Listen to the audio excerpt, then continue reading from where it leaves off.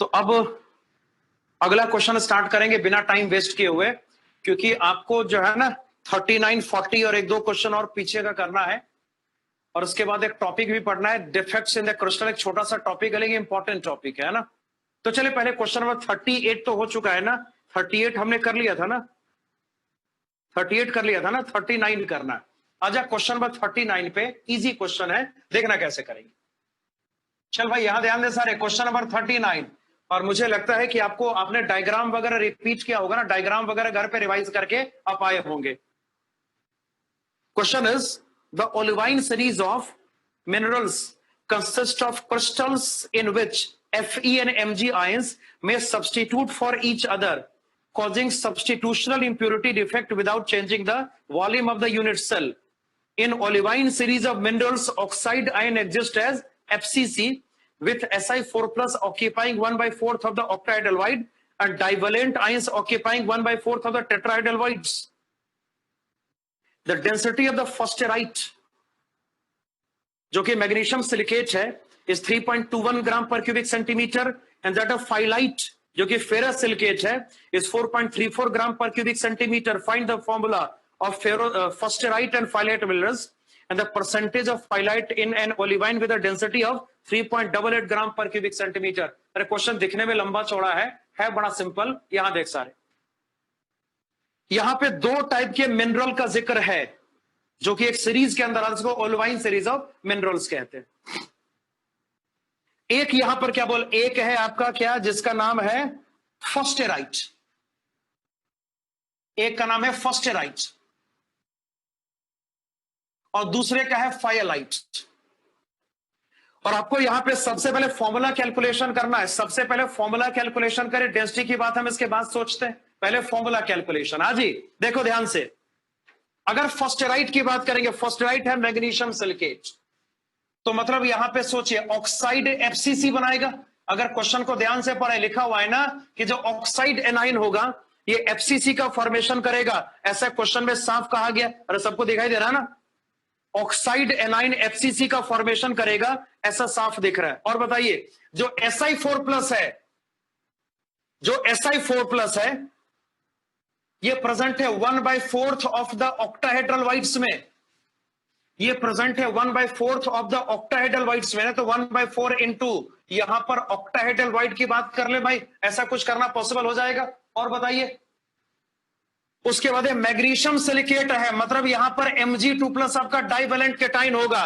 और क्वेश्चन का साफ कहना है कि जो आपका डाइवेलेंट केटाइन है ये प्रेजेंट है 1/4 ऑफ द टेट्राहेड्रल वाइड्स में, ऐसा क्वेश्चन का साफ कहना है. और आपको फॉर्मुलेट करना है, इसका फॉर्मूला कैलकुलेट करना है. बहुत आसान ना, अरे इसका फॉर्मूला बहुत आसानी से कैलकुलेट हो जाएगा. बोल कैसे करेंगे बताता हूं, बोला नंबर्स बोल क्या क्या होगा. O2 माइनस का नंबर यहां पर क्या 4, अरे सबको देख रहा है. अगर हम यहां पर O2 माइनस का नंबर कैलकुलेट करेंगे, जो एफसीसी का फॉर्मेशन करता है वो हमेशा 4 होता है ना, O2 माइनस का नंबर 4. और बता अगर यहां पर Si4+ का नंबर कैलकुलेट करेंगे, बोल क्या रिजल्ट आएगा, याद कर 1/4 इंटू, और बोल जो ऑक्टाहेड्रल वाइड का नंबर होगा वो 4 के बराबर होगा ना. एफसीसी में ऑक्टाहेड्रल वाइड 4 होते हैं जबकि टेट्राहेड्रल वाइड 8 होते हैं, सबको याद है. अरे याद होगा ना, बहुत डिटेल में हमने पढ़ा दिया सब सारी चीजों को. तो यहां देख सब 1/4 इंटू 4 करेंगे, रिजल्ट यहां पे 1 के बराबर होगा. और बताइए अगर यहां पर Mg2+ की बात करेंगे, बोल क्या रिजल्ट आएगा, this Mg2+ is equal to 1/4 times of tetrahedral void ना. टी वाइड का नंबर 8 होता है, सबको याद हो गया. मतलब यहां पे क्या रिजल्ट आएगा 2. व्हाट द फॉर्मूला, बोल फॉर्मूला क्या होगा, मैग्नीशियम सिलिकेट का फॉर्मूला क्या होगा Mg2. और बताइए सिलिकॉन कितना है, बोल 1, इसका कोफिशिएंट 1 ना, तो Si का कोफिशिएंट 1 होगा. 1 को लिखा जाना जरूरी नहीं है, ऑक्सीजन का 4 आएगा. ये फोस्टेराइट का फॉर्मूला है जो कि आपको अब दिखाई दे रहा है. और चलिए व्हाट इज फायलाइट, व्हाट अबाउट फायलाइट. देख भाई कॉमन सेंस अप्लाई कर, थोड़ा कॉमन सेंस अप्लाई करो. क्वेश्चन का कहना है कि फायलाइट में, देख फायलाइट में क्वेश्चन का कहना है कि Mg2+ के बदले Fe2+ आ जाएगा. क्या होगा भाई, Mg2+ के बदले Fe2+ आ जाएगा. और बात को समझे, फायलाइट में Mg2+ के बदले Fe2+ आ जाएगा. अरे समझे बात को ना, बोल फॉर्मूला क्या होगा इसका, बोल फॉर्मूला क्या होगा. Mg2+ के बदले Fe2+ ना, तो Mg के बदले यहां पर Fe डल जाएगा. फॉर्मूला यहां पर आपका आता है, बोल क्या आएगा, Fe2SiO4। समझे बात को ना, फॉर्मूला हो जाएगा Fe2SiO4। ये सेम कैलकुलेशन करेंगे, Mg2+ के बदले Fe2+ को पुट करेंगे, यही रिजल्ट आएगा ना, ये रिजल्ट आएगा। Mg के बदले Fe आ गया, ये फाइलाइट का फॉर्मूला है। क्लियर? अब आजा, अगला जो इसका पार्ट है वो एक्चुअल में स्टोइशियोमेट्री वाला पार्ट है। देखिएगा, ध्यान से देखो। तो एक ओलिवाइन के सैंपल में, ध्यान से, एक ओलिवाइन के सैंपल में क्या क्या प्रेजेंट होता है, बोल। फॉस्फेराइट प्रेजेंट होता है और फाइलाइट भी प्रेजेंट होता है। तो भाई क्या क्या प्रेजेंट होगा, ओलिवाइन सैंपल में प्रेजेंट होगा फॉस्फेराइट और क्या प्रेजेंट होगा, फाइलाइट। ये दोनों प्रेजेंट है, देख रहा। द क्वेश्चन सेज, ध्यान से देखिए, आपको यहां पे फॉस्फेराइट और फाइलाइट का परसेंटेज कंपोजिशन, परसेंटेज कैलकुलेट करना है ना। फाइलाइट का परसेंटेज आपको कैलकुलेट करना है ओलिवाइन में। तो कैसे करेंगे, देखिएगा, यहां देखो सारे। मान लो कि जो ओलिवाइन का मास यहां पे है, दिस इक्वल्स टू 100 ग्राम। हाँ जी, बेस्ट ऑप्शन यही होता है ना। अगर परसेंटेज कैलकुलेट करना है, टोटल को 100 मानेंगे। अगर परसेंटेज कैलकुलेट करना है, टोटल को 100 मान के चलेंगे, 100 मान के प्रोसीड करेंगे। तो आइए बात करेंगे, देखना क्या हो सकता है। आपको यहां पे फाइलाइट का परसेंटेज कैलकुलेट करना है ना। मान लो यहां पे जो फाइलाइट का मास है, this equals to x gram. और बात को समझे, यहां पे जो फाइलाइट का मास है, let's say this equals to x gram. और बोलिए, अगर फाइलाइट का मास x ग्राम होगा तो फॉस्फेराइट का मास कितना, बोल, 100 माइनस x। बहुत आसानी से बोल सकते हैं ना, जो फॉस्फेराइट का मास यहां पर होगा, that will be equal to 100 minus x gram. Possible है? अब देख क्या करेंगे, ध्यान से देखना, थोड़ा ध्यान से देख। डेंसिटी दिया हुआ है, लिख रहे सबका डेंसिटी। देख, ओलिवाइन का डेंसिटी कितना दिया पर 3.88। ओलिवाइन का डेंसिटी आपको दिया हुआ है 3.88 ग्राम पर क्यूबिक सेंटीमीटर। हाँ जी, ओलिवाइन का डेंसिटी है 3.88 ग्राम पर क्यूबिक सेंटीमीटर। और बताइए, और क्या क्या। फाइलाइट का डेंसिटी पर क्या लिखा हुआ है, फाइलाइट का डेंसिटी 4.34। फाइलाइट का डेंसिटी यहां पे है 4.34। दिस इज 4.34 ग्राम पर क्यूबिक सेंटीमीटर। और बताइए, फॉस्फेराइट का डेटा कितना, 3.21। जो डेंसिटी ऑफ फॉस्फेराइट है, दिस इक्वल्स टू 3.21 ग्राम पर क्यूबिक सेंटीमीटर, ऐसा दिया हुआ है। अब कैसे, अगर x कैलकुलेट करना है तो क्या करेंगे, देख, बेस्ट ऑप्शन क्या होगा, आप वॉल्यूम को क्या करो, वॉल्यूम को आप कंसीडर करो, उसको कंजर्व कर दो। बहुत आसानी से बोल सकते हैं, volume of olivine is equal to, possible यहां पर होगा वॉल्यूम ऑफ फाइलाइट प्लस आपको यहां पे करना पड़ेगा वॉल्यूम ऑफ फॉस्फेराइट करना पड़ेगा। बोल, ओलिवाइन का वॉल्यूम क्या होगा, मास बाय डेंसिटी। इतना सबको मालूम है ना भाई, 12th क्लास में आ गए, इतना सबको मालूम होगा। वॉल्यूम मास बाय डेंसिटी होता है, सबको याद है। अरे वॉल्यूम क्या, बोल, मास बाय डेंसिटी होगा, सबको याद है ना। अरे मालूम है, लिख के बता, मालूम है ना। तो ओलिवाइन का वॉल्यूम क्या, मास बाय डेंसिटी। मतलब आपको यहां पे करना पड़ेगा 100 अपॉन, देख यहां पे आपको करना पड़ेगा 100 अपॉन 3.88 कर दिया।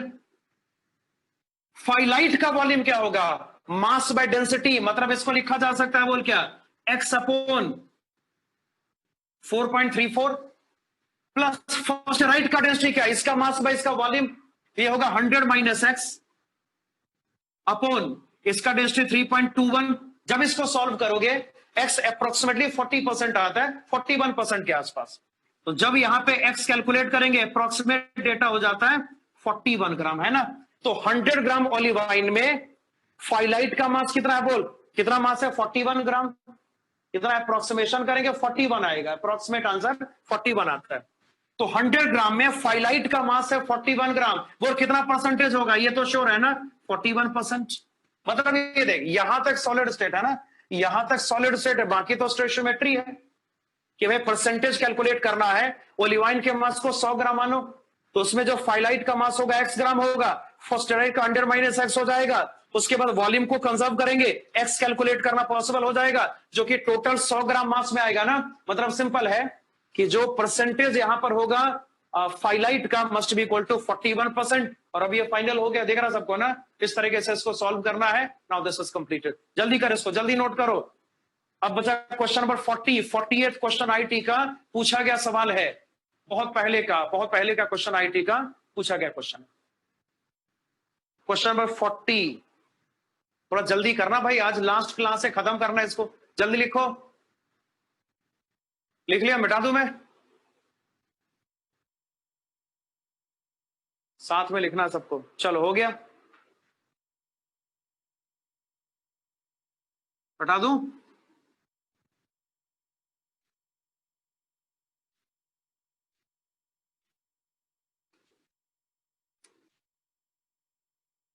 जल्दी लिखो।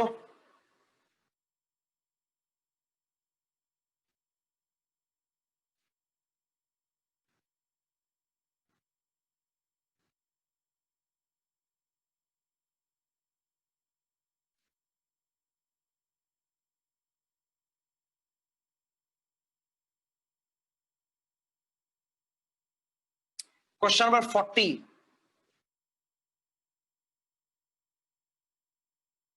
अब हटा देना, हो गया होगा सब।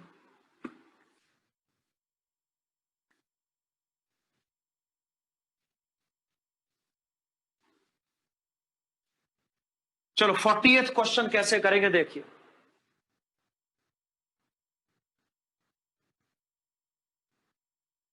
Marbles of diameter 10 millimeter each are to be arranged on a flat surface,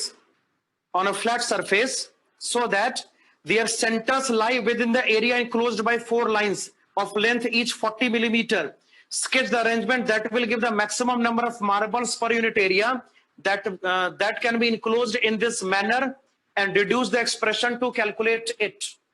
देखो, मार्बल सर्कुलर मार्बल्स है जिसका डायमीटर कितना है, पर कितना दिया है 10 मिलीमीटर। सबका डायमीटर कितना है बोल, 10 मिलीमीटर, मतलब 1 सेंटीमीटर का डायमीटर है। 40 सेंटीमीटर एक स्क्वायर का लेंथ और ब्रेड्थ कितना है, 40 सेंटीमीटर है ना। 4 लाइन है 40 सेंटीमीटर का, मतलब स्क्वायर बना हुआ है 40 centimetre, sorry 40 millimetre, sorry 40 millimetre square का लाइन 40 मिलीमीटर ईच है। और आपको मैक्सिमम मार्बल वहां पे उसके अंदर डालना है। तो अगर मैक्सिमम मार्बल आप डालोगे तो कितना मार्बल उसमें डालना संभव हो सकता है, ये सब कैलकुलेट करने की बातें हैं। तो आइए जरा देखते हैं क्या क्या कर सकते हैं। मैक्सिमम मार्बल डालने का मतलब क्या, क्लोज पैकिंग होना चाहिए, मतलब पार्टिकल को रिज में डालना पड़ेगा ना, पार्टिकल को रिज में डालना पड़ेगा। और दूसरी बात है ये 2D है, पता 2D है ना ये, अरे 2D है, सबको श्योर है, दिस इज 2 डायमेंशन। तो कैसे करेंगे देख, मतलब एक स्क्वायर है जिसका साइड आपको दिया 40 मिलीमीटर में 4 सेंटीमीटर। कितना स्क्वायर का साइड है बोल, 4 सेंटीमीटर। कितना साइड है, 4 सेंटीमीटर। 2D में अरेंजमेंट करना है और मार्बल मैक्सिमम डालने हैं, मतलब लैटिस पार्टिकल को मैक्सिमम पुट करना है। तो जो आपका पैकिंग होगा वो हेक्सागोनल जैसा होगा ना। याद करो 2D में 2 पैकिंग पॉसिबल होता है, स्क्वायर और हेक्सागोनल, याद है? तो ध्यान से देख आगे क्या करेंगे।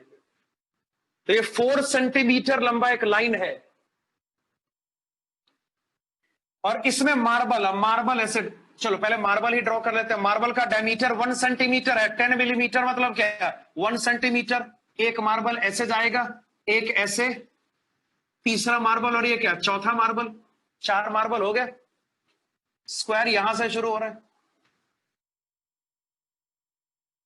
हाँ जी, मान ले भाई स्क्वायर यहां से, ये 4 मार्बल्स इसके अंदर है, ये 4 मार्बल्स क्या है भाई इसके अंदर है ना। ऐसा ही चारों साइड है स्क्वायर का, ऐसे स्क्वायर का चारों साइड, ये सब अटैच्ड है, ऐसे स्क्वायर का 4 साइड है और आपको मैक्सिमम मार्बल यहां पे पुट करना है। तो चलो पुट करते हैं। देखो अगला पार्टिकल कहां डालेगा, यहां पर ना, यहां पे पुट करेंगे पार्टिकल को, यहां पुट करेंगे, और बताइए यहां डालेंगे, यहां डालेंगे, सबको श्योर है ना।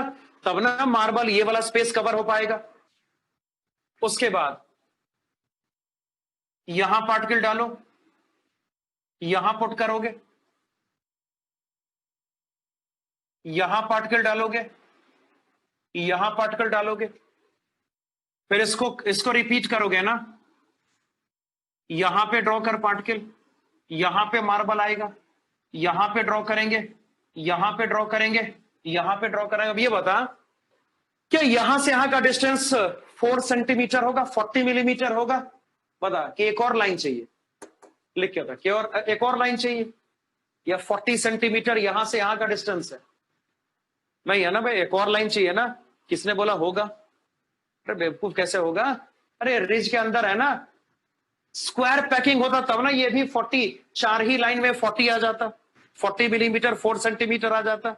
यहां पर ऐसा नहीं कर सकता है ना, क्योंकि पार्टिकल रिज के अंदर प्रेजेंट है, मतलब कि 1 2 3 4 लाइन से ये 4 सेंटीमीटर यहां तक नहीं आने वाला, एक और आपको रिक्वायरमेंट होगा। मतलब क्या करेंगे देखिएगा, यहां पे पार्टिकल डालोगे, यहां पे पार्टिकल डालोगे, ये पार्टिकल होगा, ये पार्टिकल होगा। अब सोच देखिएगा, ये भी साइड 40 सेंटीमीटर का होना है, ये क्वेश्चन का साफ कहना है। ये साइड कितने सेंटीमीटर का होना है? 40 सेंटीमीटर का होना है भाई।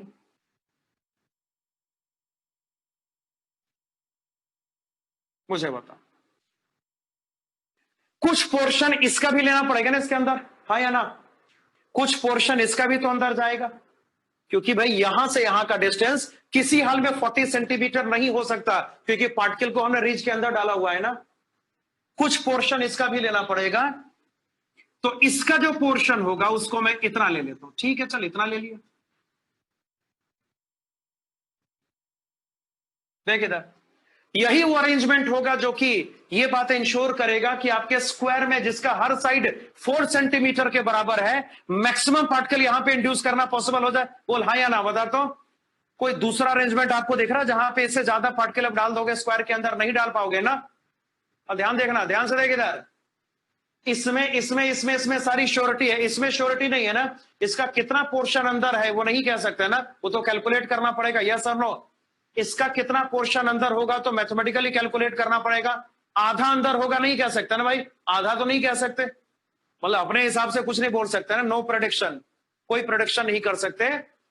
यहां से यहां का डिस्टेंस आपका 4 सेंटीमीटर है, 40 मिलीमीटर का मतलब 4 सेंटीमीटर होता है, ठीक है ना।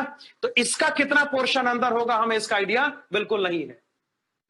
अब ध्यान से देख, तो आपको यहां पे पार्टिकल्स का नंबर गिनना है जो स्क्वायर के अंदर प्रेजेंट है, मतलब कि आपको सबका कंट्रीब्यूशन कैलकुलेट करना पड़ेगा। सर ना बता, आपको यहां पे सबका कंट्रीब्यूशन कैलकुलेट करना पड़ेगा ना। सबका कंट्रीब्यूशन कैलकुलेट करेंगे, थोड़ा यहां देख, जो डायमीटर यहां पर है कितना है? 1 सेंटीमीटर।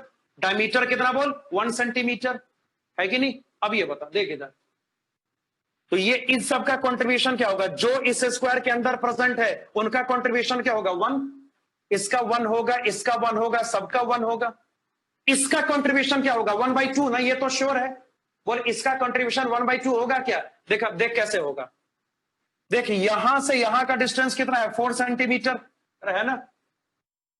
बोल ये डायमीटर क्या? 1 सेंटीमीटर, 1 सेंटीमीटर, 1 सेंटीमीटर। यहां से यहां 3 सेंटीमीटर हो गया। मैंने मिलीमीटर को सेंटीमीटर में कन्वर्ट किया, सबको दिख रहा है। मैंने मिलीमीटर को क्या कर दिया? सेंटीमीटर में कन्वर्ट कर दिया। तो मुझे बता, तो यहां से कितना? 1 सेंटीमीटर डायमीटर, 1 और 1 3 सेंटीमीटर कवर हो रहा है ना। तो यहां पर क्या होगा बोल फिर? हाफ सेंटीमीटर यहां पर होगा और हाफ सेंटीमीटर यहां पर होगा। मतलब ये बात बहुत आसानी से कही जा सकती है ना कि ये जो आपका मार्बल है, ये जो सर्कल यहां पर है, वो आधा आधा कहां पर है? सेल के अंदर प्रेजेंट है, बाकी आधा सेल के बाहर प्रेजेंट है। बोल इसका कंट्रीब्यूशन क्या लेंगे? 1/2। इसका कंट्रीब्यूशन 1/2। और बता, उसी तरह पे इसका 1/2 ना, इसका 1/2, लेकिन इसका कंट्रीब्यूशन क्या होगा? We don't know. इसका कंट्रीब्यूशन क्या होगा ये कैलकुलेट करना पड़ेगा ना। देख कैसे कैलकुलेट करते हैं, ध्यान से देखना। देख कैसे कैलकुलेट करेंगे, यहां देखो सारे, ऐसे सोच, देख बता बोल भाई, यहां से यहां का डिस्टेंस, यहां से यहां का डिस्टेंस क्या होगा? रेडियस। हाँ भाई, यहां से यहां मतलब रेडियस ना, रेडियस 1/2 सेंटीमीटर, तो समझ में आ रहा है? यहां से यहां क्या लेंगे? R, capital R. Lattice particle का रेडियस क्या ले सकते हैं? Capital R. और बता, ध्यान से देखना, थोड़ा ध्यान से देख, ये सेंटर, यहां से यहां का डिस्टेंस, फिर क्या कर तुम, यहां से यहां का डिस्टेंस के बारे में सोचो, फिर यहां से सेंटर के बारे में सोचो, फिर यहां से इसके बारे में सोचो। देख सोचना क्या क्या है, ये लाइन, ये इंटरसेप्ट, देखते जा। देखो इधर, यहां से यहां क्या होगा, कैपिटल आर, जो हमें मालूम है ना, जब डायमीटर आपको दिया है तो रेडियस बड़ी आसानी से कैलकुलेट हो जाएगा। ठीक है, आप ये डिस्टेंस कैलकुलेट करने की कोशिश करिए, ये डिस्टेंस कैलकुलेट करने की कोशिश करिए, ये डिस्टेंस कैलकुलेट करने की कोशिश करिए। क्या इसको सीधा कैलकुलेट करना पॉसिबल है, यस और नो? क्या इसको सीधा कैलकुलेट करना पॉसिबल होगा? बिल्कुल नहीं।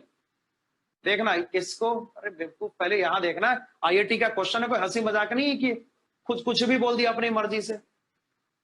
यहां ध्यान से देख, हमें नहीं पता, हमें नहीं मालूम है कि ये आधा अंदर है कि भाई 1/4 अंदर है कि 3/4 अंदर है, नहीं, कुछ नहीं पता। इसके बारे में कुछ नहीं कहा जा सकता ना। हाँ, ये हाफ अंदर है, ये हाफ अंदर है, हमें मालूम है। इसके बारे में तो कैलकुलेशन करना पड़ेगा, तो चलो कैलकुलेट करते हैं। देखना इधर, ध्यान से देखो, देख इधर मैं क्या बोल रहा हूं, ये थोड़ा कंजस्टेड हो जाएगा तो भी आपको सीख लेना। देख, यहां से यहां का डिस्टेंस क्या लेंगे, एक्स, मान लो एक्स, ये डिस्टेंस क्या होगा, एक्स, ये डिस्टेंस क्या होगा, एक्स ना, मगर ये क्या होगा, वाई। हाँ भाई, ये एक्स होगा, हम कह सकते हैं श्योरिटी से क्या? अबे हाँ या ना, समझे बात को? क्या ये डिस्टेंस इसके बराबर होगा? नहीं कह सकते ना, क्योंकि हमें नहीं पता कि आधा पार्टिकल बाहर है कि आधा से ज्यादा बाहर है कि 1/4 बाहर है, कुछ नहीं कह सकते हम इसके बारे में। इसका कंट्रीब्यूशन तो कैलकुलेट करना पड़ेगा ना। तो देख इधर, मतलब जो टोटल यहां पे अगर मैं बात करूं, ये डिस्टेंस कितना, कैपिटल आर प्लस ये डिस्टेंस क्या लेंगे, एक्स, ये डिस्टेंस क्या लेंगे, एक्स, ये तो इक्वल डिस्टेंसेस है, ये डिस्टेंस क्या होगा, एक्स ना, तो कितना आ गया, एक्स एक्स एक्स कितना, 3x are plus 3x plus, हाँ जी, ये डिस्टेंस यहां पर क्या, y, ये डिस्टेंस कितना बोल, y, ये डिस्टेंस यहां पर क्या, y इज इक्वल टू, क्या रिजल्ट आएगा, 4 सेंटीमीटर। सोचना यहां से यहां का डिस्टेंस कितना है बोल, 4 सेंटीमीटर ही है। देख रहा, अब ध्यान से देखना थोड़ा, इधर देख, देख इसके बाद क्या करेंगे, अब x निकालेंगे कैसे। देखो मैथ थोड़ा यूज करो, मैथ थोड़ा यूज कर भाई। देख इधर, ये सेंटर, ये सेंटर, ये सेंटर जोड़ दो,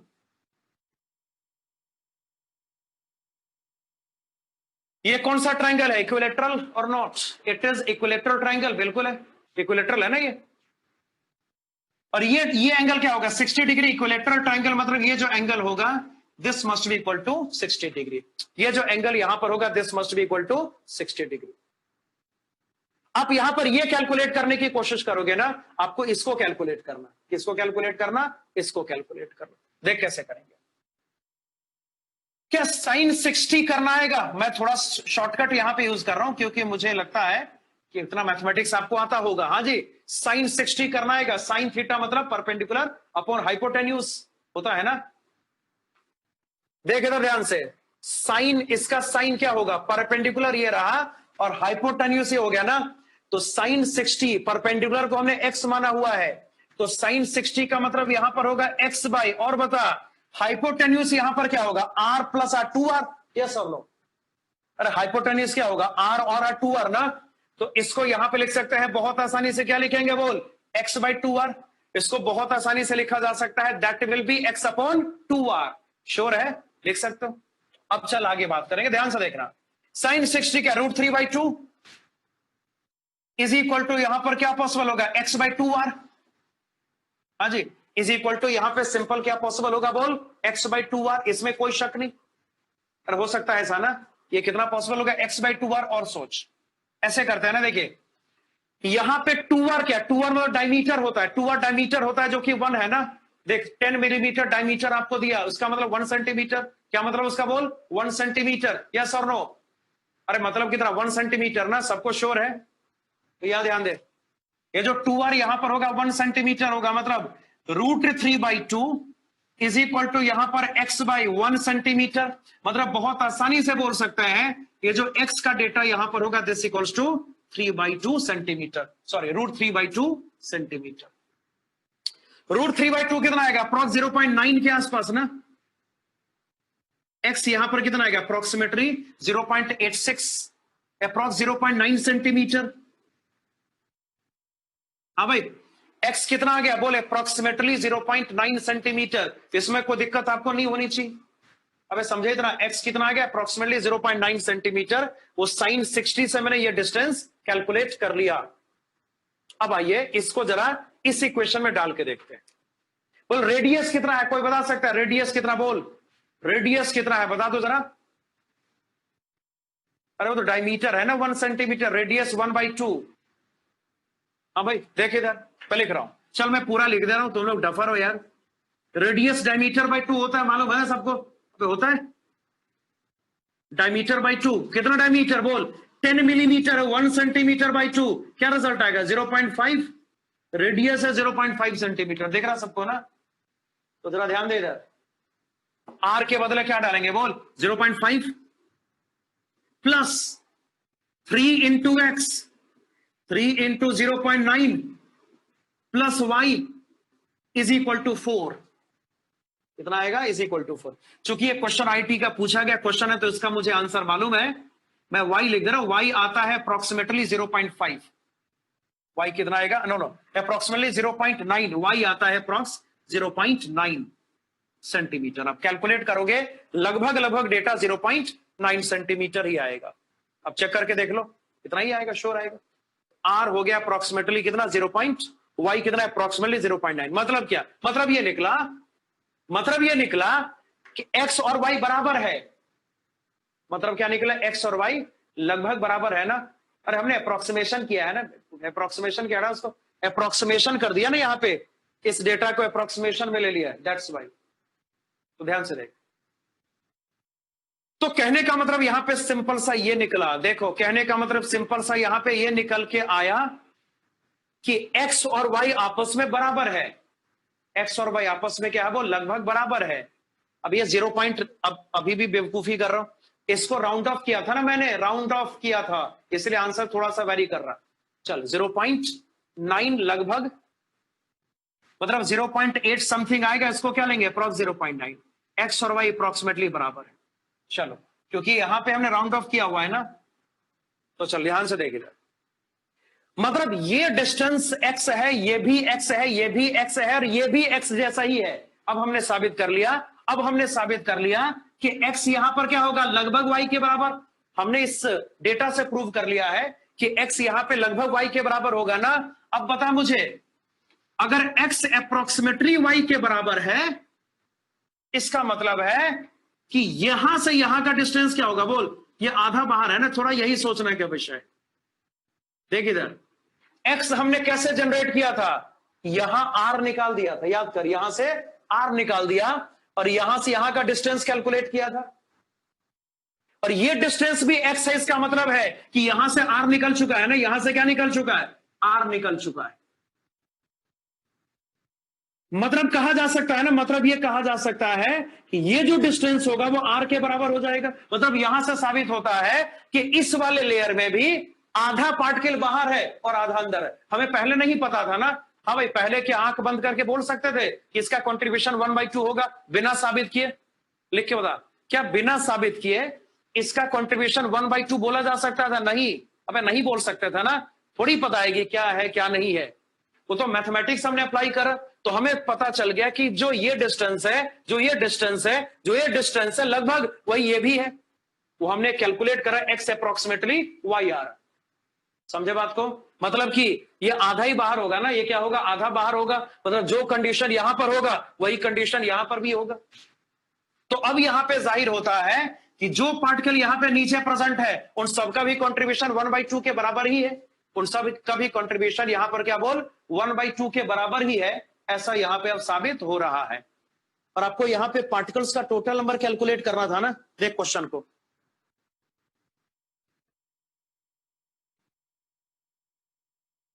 आपको यहां पे मार्बल्स का नंबर कैलकुलेट करना है पर यूनिट एरिया। मार्बल्स का नंबर कैलकुलेट करना है पर यूनिट एरिया। देख कैसे कैलकुलेट करेंगे, ध्यान से देख। मार्बल्स का नंबर निकालते हैं, यहां कर ले। मार्बल्स का नंबर निकालना है भाई, मतलब जेड निकालना है। यहां लिख दे रहा हूं मैं, जेड निकालना है। बोल जेड कितना आएगा?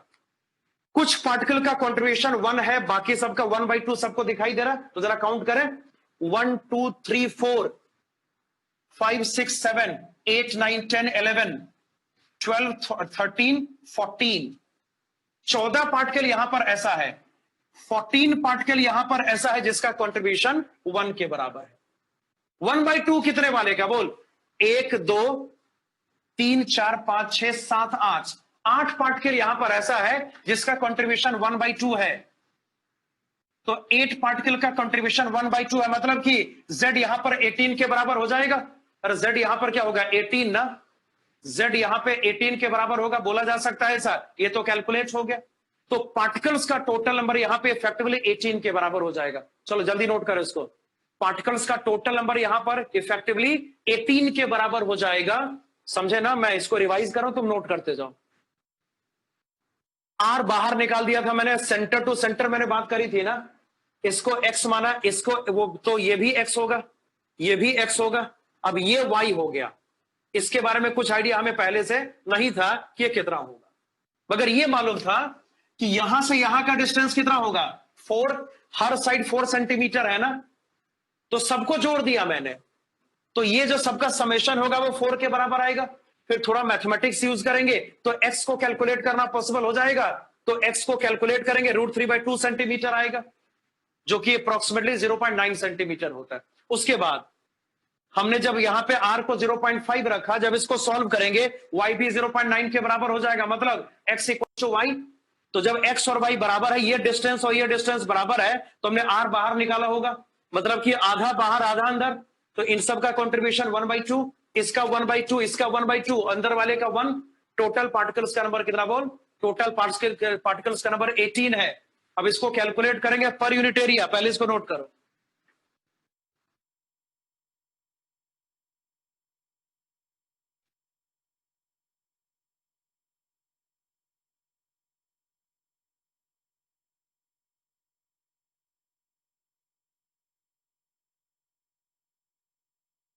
अब इसको कैलकुलेट करेंगे कैसे भैया?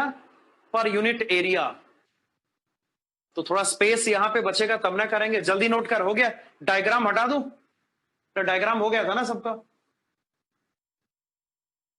या यहां लिख लेते, इसके बाद यहां लिखते हैं। देख इधर, आपको कैलकुलेट करना पार्टिकल पर यूनिट एरिया। आपको यहां पे कैलकुलेट करना है पार्टिकल पर यूनिट एरिया, ये कैलकुलेट करना है।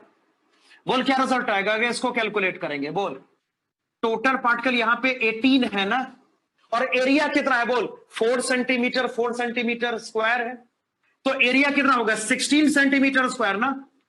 एरिया कितना होगा? 16 सेंटीमीटर स्क्वायर। और बात को समझे, टोटल पार्टिकल बाय एरिया की है, एरिया 16 है, 18/16 आंसर, यानी कितना हो गया? 9/8। राइट आंसर यहां पे 9/8 हो गया, और ये सॉल्व हो गया। चल इसको नोट करो, इसको नोट करो। एक और क्वेश्चन करेंगे, इसका डिफेक्ट्स इन क्रिस्टल शुरू करना है, छोटा सा टॉपिक है। आइए क्वेश्चन नंबर 30 पे स्टार्ट विद क्वेश्चन नंबर 30।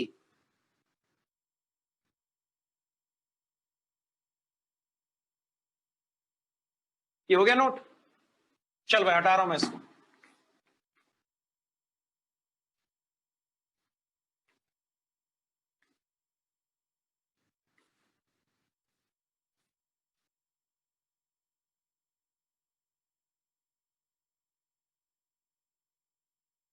चलो 30th क्वेश्चन पढ़ो जरा, क्या लिखा है इसमें। Question number 30 is how to solve this numerical. The hexagonal close packed lattice can be represented by figure C दिया हुआ है। There is an atom at each corner of the unit cell, another atom which can be located by moving 1/3 the distance along the diagonal of the rhombus base and moving perpendicularly upwards by C/2. A metal crystallizer lattice and has a density of 2.1 gram per cubic centimeter. Find the distance between nearest neighbors in angstrom. देख भैया एक चीज याद रख, molar mass यहां पे लिखा, molar mass 24 लिखो। इस क्वेश्चन में एक डेटा मिसिंग है, मोलर मास 24 है। इस क्वेश्चन में एक डेटा मिसिंग है जो कि है मोलर मास, जो कि 24 होगा। देख भैया हेक्सागोनल आपको पता है ना, हेक्सागोनल सेल का डिस्कशन तो हमने करा हुआ है, अरे सबको याद है। हेक्सागोनल का डिस्कशन हमने करा हुआ है एबी पैकिंग में, भाई याद है सबको? लिख लिख, याद है ना? याद है तो देखना नोट्स में, एग्जाम बड़ा करीब है, एग्जाम ज्यादा दूर नहीं है। हेक्सागोनल हमने डिस्कस किया था ना 3D में, हेक्सागोनल एबी पैकिंग में, उसका नियरेस्ट नेबर डिस्टेंस कैलकुलेट करना है। याद करिए, हेक्सागोनल में हमने साबित करा था कि एज पे पार्टिकल एक दूसरे को टच करता है, याद है? एज पे पार्टिकल एक दूसरे को टच करता है ना, याद कर। मतलब दो पार्टिकल के बीच का जो सबसे करीबी डिस्टेंस यहां पर होगा, देख नियरेस्ट नेबर मतलब क्या? जो टच करे। हाँ जी, नियरेस्ट नेबर का मतलब क्या? जो टच करे। याद रख, नियरेस्ट नेबर हमेशा 2r होगा। नियरेस्ट नेबर हमेशा कितना होगा? 2r, ये श्योर है, समझे ना? फिर आर को अपने हिसाब से, आर को यूनिट सेल के हिसाब से डालते हैं ना, कहीं पे डलता है आर a/2√2 ऐसे करके डलता है। अगर नियरेस्ट नेबर पूछे तो टचिंग पार्टिकल्स के बीच का डिस्टेंस आपको कैलकुलेट करना है, जो हमेशा 2r होता है। मतलब इस सवाल में क्या करेंगे आप? हेक्सागोनल अगर आपको याद नहीं है तो थोड़ा सा ये दिक्कत की बात है। आप हेक्सागोनल थोड़ा सा आज रात में रिवाइज करिएगा अच्छे से, या कल जब भी टाइम मिले रिवाइज करिएगा। हमने पढ़ा था कि पार्टिकल्स एक दूसरे को एज पे टच करता है ना, टचिंग पार्टिकल हमेशा कितना होगा? 2r। नियरेस्ट नेबर डिस्टेंस हमेशा 2r होता है, समझे ना? वो हमेशा 2r होगा। आइए बात करेंगे, बाकी दुनिया भर की बातें लिखी गई है, उससे मतलब नहीं है, सिंपल सी बात है, r कैलकुलेट करना है। स्ट्रक्चर कैसा? हेक्सागोनल स्ट्रक्चर, यहां पे हेक्सागोनल है ना, r कैलकुलेट करना है, फिर इसको 2 से मल्टीप्लाई करेंगे तो नियरेस्ट नेबर डिस्टेंस कैलकुलेट करना पॉसिबल हो जाएगा। तो चल बात करेंगे, देखना बड़ा सिंपल। डेंसिटी दिया हुआ है पर कितना है? 2.1 ग्राम पर क्यूबिक सेंटीमीटर। ठीक है भाई, लिख लिया। डेंसिटी यहां पे है 2.1 ग्राम पर क्यूबिक सेंटीमीटर। हमें बस आर कैलकुलेट करना है भैया। अगर आर कैलकुलेट हमने कर लिया तो बड़ी आसानी से नियरेस्ट नेबर डिस्टेंस कैलकुलेट करना पॉसिबल हो जाएगा, जो कि 2r होगा। नियरेस्ट नेबर हमेशा 2r होता है जो टच करता है। अब देखिएगा कैसे करेंगे। हमने सीखा था, याद कर, D इज इक्वल टू क्या? Z into molar mass upon Avogadro's number. अब बता भाई, क्या यहां पर A का क्यूब करेंगे? लिख के बता दो, क्या वॉल्यूम यहां पर A का क्यूब होगा? यस और नो? अबे होगा क्या A का क्यूब? मैंने फॉर्मूले में V लिखाया था ना, वॉल्यूम लिखाया था, क्यूबिक नहीं है ना ये, तो आंख बंद करके A क्यूब करेंगे, गलत हो जाएगा। नीचे वॉल्यूम जाएगा, नीचे क्या जाएगा? बोल, वॉल्यूम जाएगा, ठीक है ना? तो डिनोमिनेटर में क्या जाएगा? वॉल्यूम चला गया। अब देख इधर, थोड़ा सा याद कर पुरानी बात है। डेंसिटी है 2.1, ठीक है भाई, और कुछ याद है? हेक्सागोनल में Z इक्वल्स टू 6 होता है ना, याद है कि नहीं याद है? हेक्सागोनल में Z इक्वल्स टू 6 होता है। मोलर मास यहां पर क्या? 24 अपॉन एवोगैड्रोस नंबर 6 इंटू 10 की पावर 23 मल्टीप्लाइड बाय वॉल्यूम। याद करिए, इसका वॉल्यूम देखना, नोट्स में हमने लिखा था, वॉल्यूम होता है 24 into √2 into capital letter R का क्यूब। कहां मिल जाएगा? नोट्स में। हाँ भाई, नोट्स में V अवेलेबल हमने कैलकुलेट करा था ना, V अवेलेबल का ये डेटा होता है 24 √2 इंटू R का क्यूब। ये कहां मिल जाएगा? डेरिवेशन में, एबी पैकिंग में देखना, volume of the unit cell हमने ये निकाला था, समझ गया ना? वो देखना नोट्स में मिल जाएगा, नोट्स थोड़ा देखते रहो। अब इसके बाद बाकी कैलकुलेशन पार्ट आपको खुद से करना है। यहां से आर कैलकुलेट करना पॉसिबल होगा? हाँ भाई बता, यहां से आर कैलकुलेट करना पॉसिबल होगा ना? आर आ जाएगा सेंटीमीटर में, इसमें आ जाएगा, बोल, सेंटीमीटर में आ जाएगा। क्लियर? तो आपको नियरेस्ट नेबर डिस्टेंस कैलकुलेट करना है भाई। नियरेस्ट नेबर डिस्टेंस को n से शो करते हैं, पूरा लिख लेता हूं ताकि आप कंफ्यूज ना हो जाए। Nearest neighbour, nearest ND neighbour distances is equal to क्या? 2r। हमेशा जो नियरेस्ट नेबर होता है वो 2r ही होता है, समझे ना? क्योंकि वो वैसे पार्टिकल्स होते हैं जो एक दूसरे को टच करते हैं। तो जब यहां से r कैलकुलेट हो जाएगा तो 2r करके आंसर कैलकुलेट कर लेना, ठीक है ना? तो जैसे हेक्सागोनल बोल दिया, हाँ भाई, जैसे हेक्सागोनल बोल दिया ना, तो क्वेश्चन में क्या लिखा वो मैटर नहीं करता। हमें मालूम है क्वेश्चन में हमें क्या करना है। डेंसिटी दिया हुआ है तो हिंट मिलता है, ये फॉर्मूला यूज करना होगा, इसको यूज करके आर कैलकुलेट करना पॉसिबल हो सकता है। वही थोड़ा क्यूब रूट करना पड़ेगा, थोड़ा सा कैलकुलेशन यहाँ पे टफ है। तो आर कैलकुलेट करेंगे, 2r करेंगे तो आंसर आ जाएगा। और आंसर आपसे एंगस्ट्रॉम में डिमांड किया जा रहा है। मुझे लगता है आपको सेंटीमीटर को एंगस्ट्रॉम में कन्वर्ट करना आता है ना? अरे आता है, लिख दो। 1 एंगस्ट्रॉम कितना सेंटीमीटर होगा? 10 की पावर -8 सेंटीमीटर। 10 नहीं, 10 मत कर देना, वो तो मीटर है ना। चल हो गया खत्म, अगला टॉपिक स्टार्ट करो। इसको नोट करने के बाद हेडिंग आपका होगा, लिखिएगा डिफेक्ट्स इन ए क्रिस्टल।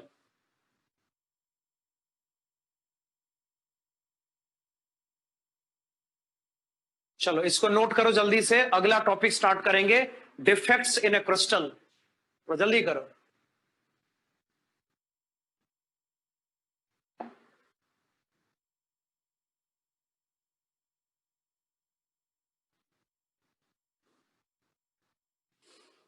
हटा दूं? हो गया लगता है सबको? हो गया? ठीक है भाई, हटा दे रहा हूं। अब इसका कैलकुलेशन पार्ट खुद से कर लेना है, ठीक ना। चल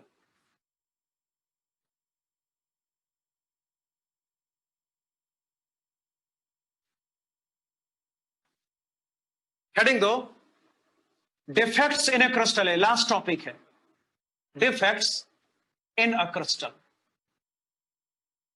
किसी क्रिस्टल में क्या क्या डिफेक्ट पॉसिबल हो सकता है, ये आपको थोड़ा सा सीखना पड़ेगा। आपको एंट्रोपी याद है? एंट्रोपी डिग्री ऑफ रैंडमनेस कभी पढ़ाया था ना, कि जब एंट्रोपी बढ़ती है तो रैंडमनेस बढ़ जाता है, जब एंट्रोपी कम होती है रैंडमनेस कम हो जाता है। ये हमने पढ़ा हुआ है, सबको याद है। फिर आपका थर्ड लॉ ऑफ थर्मोडायनेमिक्स कहता है कि एब्सोल्यूट जीरो केल्विन टेम्परेचर पे किसी भी क्रिस्टलाइन सॉलिड का एंट्रोपी जीरो के बराबर होता है। अब याद करेगा, थोड़ा थर्मो के नोट्स रिवाइज करोगे, याद आ जाएगा। क्या जीरो केल्विन टेम्परेचर अचीवेबल है? क्या सिखाया था बोल? क्या जीरो केल्विन टेम्परेचर को अचीव करना पॉसिबल है? नेवर। तो जीरो केल्विन टेम्परेचर पे एंट्रोपी किसी भी क्रिस्टल का जीरो हो जाता है, और हमें मालूम है कि zero kelvin temperature practical achieve करना पॉसिबल नहीं है।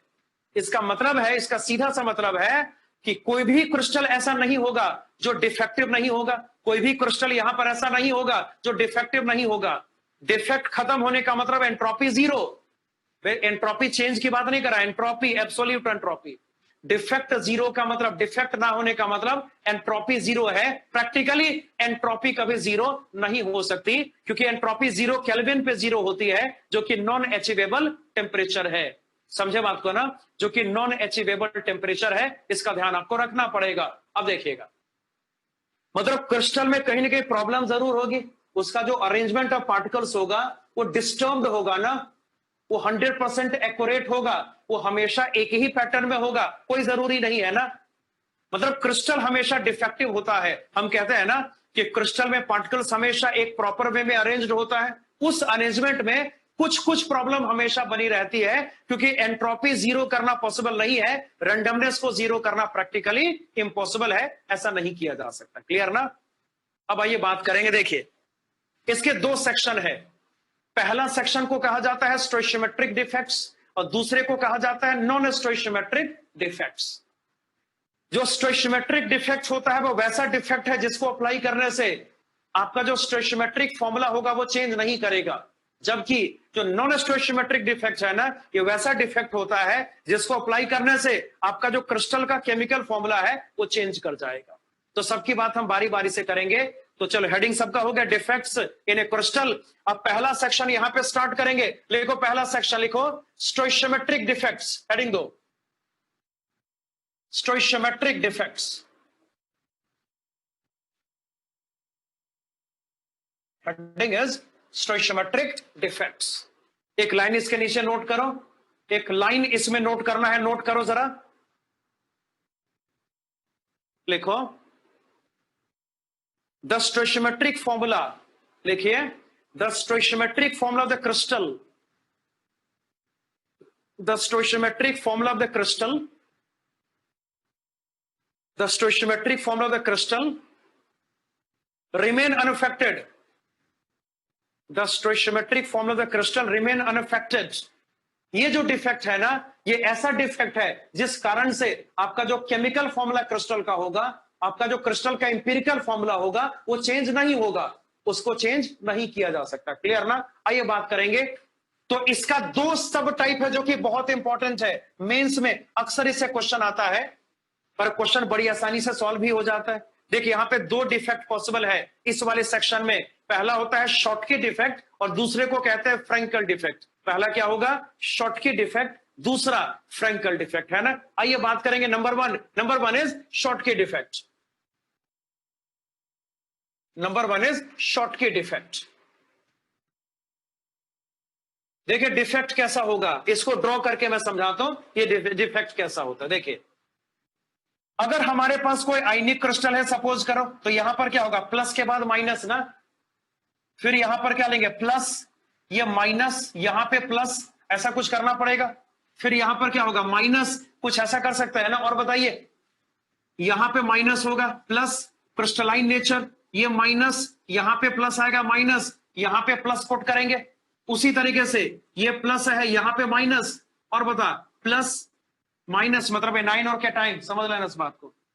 यहां पे प्लस होगा, ये माइनस, और बोलिए ये माइनस है, प्लस, ये माइनस, यहां पे प्लस आएगा, माइनस और प्लस, एक लाइन और ड्रॉ कर लें। ये प्लस है, यहां पे माइनस है, ये प्लस होगा, ये माइनस है, यहां पे प्लस और यहां पे माइनस। देखिए डिफेक्ट होता क्या है? ये डिफेक्ट है कि कैटायन और एनायन का जो इक्वल नंबर होगा वो क्रिस्टल से बाहर हो जाएगा। मतलब ऐसा देखिएगा, एक कैटायन को यहां से गायब कर दो और मान लो एक एनायन को यहां से गायब कर दिया, कर दो गायब। मतलब इक्वल कैटायन और एनायन का नंबर अगर क्रिस्टल को छोड़ के बाहर निकल जाता है ना, इस डिफेक्ट को हमेशा शॉटकी डिफेक्ट कहा जाता है। अबे समझे क्या बोला मैंने? लिख के बता, समझे क्या बोला मैंने? एक क्रिस्टल लो, जितना कैटायन बाहर करोगे उतने एनायन को भी बाहर करना पड़ेगा। अगर आपने ऐसा कर दिया ना, तो जिस डिफेक्ट का फॉर्मेशन होगा उसको हमेशा शॉटकी डिफेक्ट कहा जाएगा। बड़ा सिंपल है ना? अरे सिंपल है, फैक्चुअल बात है, याद करना पड़ेगा। जितने कैटायन को बाहर किया उतने एनायन को बाहर करो। एक कैटायन बाहर जाएगा, एक एनाइन बाहर जाएगा, दो कैटायन बाहर जाएगा, दो एनाइन बाहर जाएगा, ऐसे आपको प्रोसीड करना है। और बात को समझे ना? तो चलो इसमें पॉइंट्स आपको नोट करने पड़ेंगे। क्लिक पहला पॉइंट, पहला पॉइंट यही जो मैंने बोला है, थोड़ा जल्दी करो, डायग्राम लास्ट में ड्रॉ कर लेना ना, पहले पॉइंट्स लिखो। लिखो पहला पॉइंट, देखो equal number of cations and anions, लिखिए equal number of cations and anions, equal number of cations and anions are missing from the crystal. Cations and anions are missing from the crystal. Cations and anions are missing from the crystal. Number 2, देखिए ये defect वहां पे possible होता है जहां पे cation और anion का साइज कंपेरेबल होता है। ये डिफेक्ट वहां पे पॉसिबल होता है जहां पे कैटायन और एनायन का साइज कंपेरेबल होता है। समझे बात को ना? ज्यादा फर्क साइज में नहीं होगा, याद रखिएगा, साइज में ज्यादा फर्क नहीं होना चाहिए। अरे समझे बात को ना? अब ये बता, अगर कैटायन और एनायन का साइज कंपेरेबल है, इसका मतलब है कि रेडियस रेशो हाई होगा। कुछ याद है पुराना रेडियस रेशो? लिख के बता, याद है? कैटायन एनायन का साइज में ज्यादा फर्क नहीं है। मान लो जैसे मैं इस कॉन्टेक्स्ट में मान लेता हूं, रफ वर्क है नोट मत करना, मैं इस कॉन्टेक्स्ट में मान लेता हूं कि कैटायन स्मॉलर साइज का है विथ रेस्पेक्ट टू एनायन। इसको नोट मत करना, बस खाली समझने के लिए, ये हम कर चुके हैं। रेडियस रेशो यहां पर क्या होगा बोल? R plus upon r minus. मैंने माना कैटायन स्मॉलर है, एनायन बिगर है, तो यही कुछ करेंगे।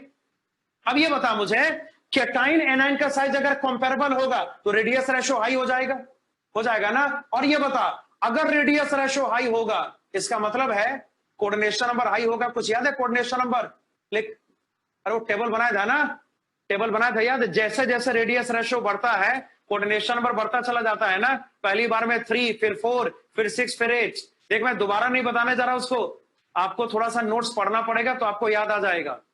मतलब सिंपल सी बात कही जा सकती है कि यहां पर आयंस का साइज चूंकि कंपेरेबल होता है तो रेडियस रेशो हाई होगा। मतलब ये वहां पे पॉसिबल है जहां पे रेडियस रेशो हाइयर है, यानी जहां पे कोऑर्डिनेशन नंबर हाइयर बोला जा सकता है ऐसा। ये आपका दूसरा पॉइंट होगा, नोट कर देखो दूसरा पॉइंट। देखो number 2, this defect is possible, this defect is possible, this defect is possible in the crystals, having high radius ratio. This defect is possible in the crystals, this defect is possible in the crystals having high radius ratio. high radius ratio, that is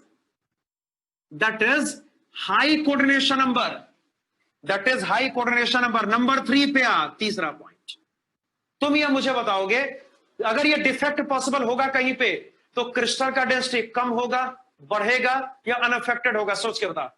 अगर मास हमने निकाल लिया crystal में से, कुछ molecule या कुछ ions हमने बाहर निकाल दिए, मास क्रिस्टल से बाहर निकाल लिया, लेकिन वॉल्यूम का तो अनअफेक्टेड है ना भाई। क्रिस्टल से मास अगर बाहर निकालेंगे तो भी क्रिस्टल का, सोच ना, ये क्रिस्टल का साइज थोड़ी बदल रहा, नहीं बदल रहा ना, पहले बीच में गैप्स आ गया ना। तो सोच के देख, अगर ये डिफेक्ट पॉसिबल होगा तो मास में डिक्रीमेंट होगा।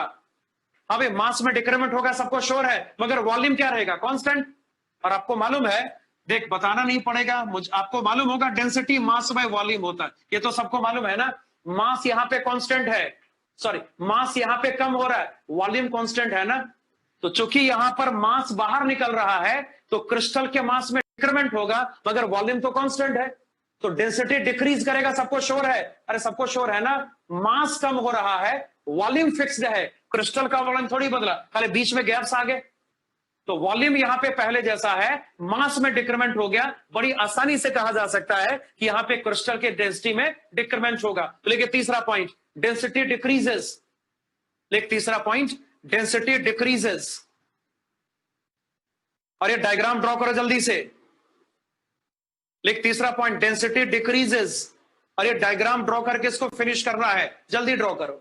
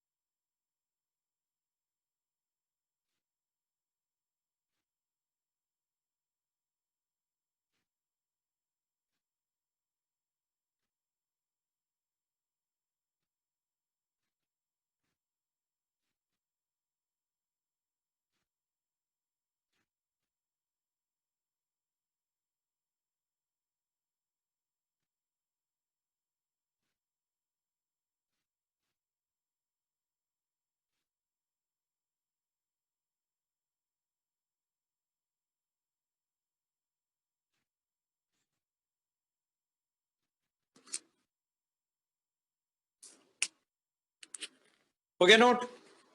चलो ये कंप्लीटेड है, अब आगे लिखिए फ्रैंकल डिफेक्ट। अगला डिफेक्ट स्टार्ट कर भाई, फ्रैंकल डिफेक्ट। देखो नंबर 2, फ्रैंकल डिफेक्ट। मैं स्पेलिंग लिखता हूं इसकी। हाँ भाई हो गया, सबका नोट हटा दे रहा हूं मैं। लेकिन नंबर 2, फ्रैंकल डिफेक्ट, ये लिखना था। फ्रैंकल डिफेक्ट, देखिए ये डिफेक्ट कैसा होता है और ये कहां नजर आता है। चल इस डायग्राम को पहले जैसा कर लें, यहां पे प्लस था और यहां पर क्या था? माइनस। देखिए मान लो केटाइन स्मॉलर साइज का है, एनाइन बिगर साइज का है, केटाइन वाइड में है और एनाइन जो है वो लैटिस पार्टिकल का फॉर्मेशन कर रहा है। देखिए यहां पे होता क्या है, जो आपका छोटा वाला पार्टिकल है ना, वो अपनी पोजीशन को छोड़ देता है और कहीं पे और खाली स्पेस में घुस जाता है। इस खाली स्पेस को इंटरस्टिशियल साइट कहते हैं। इसको क्या बोलेंगे? Interstitial site. मतलब केटाइन अपनी ओरिजिनल पोजीशन को छोड़ के यहां गया।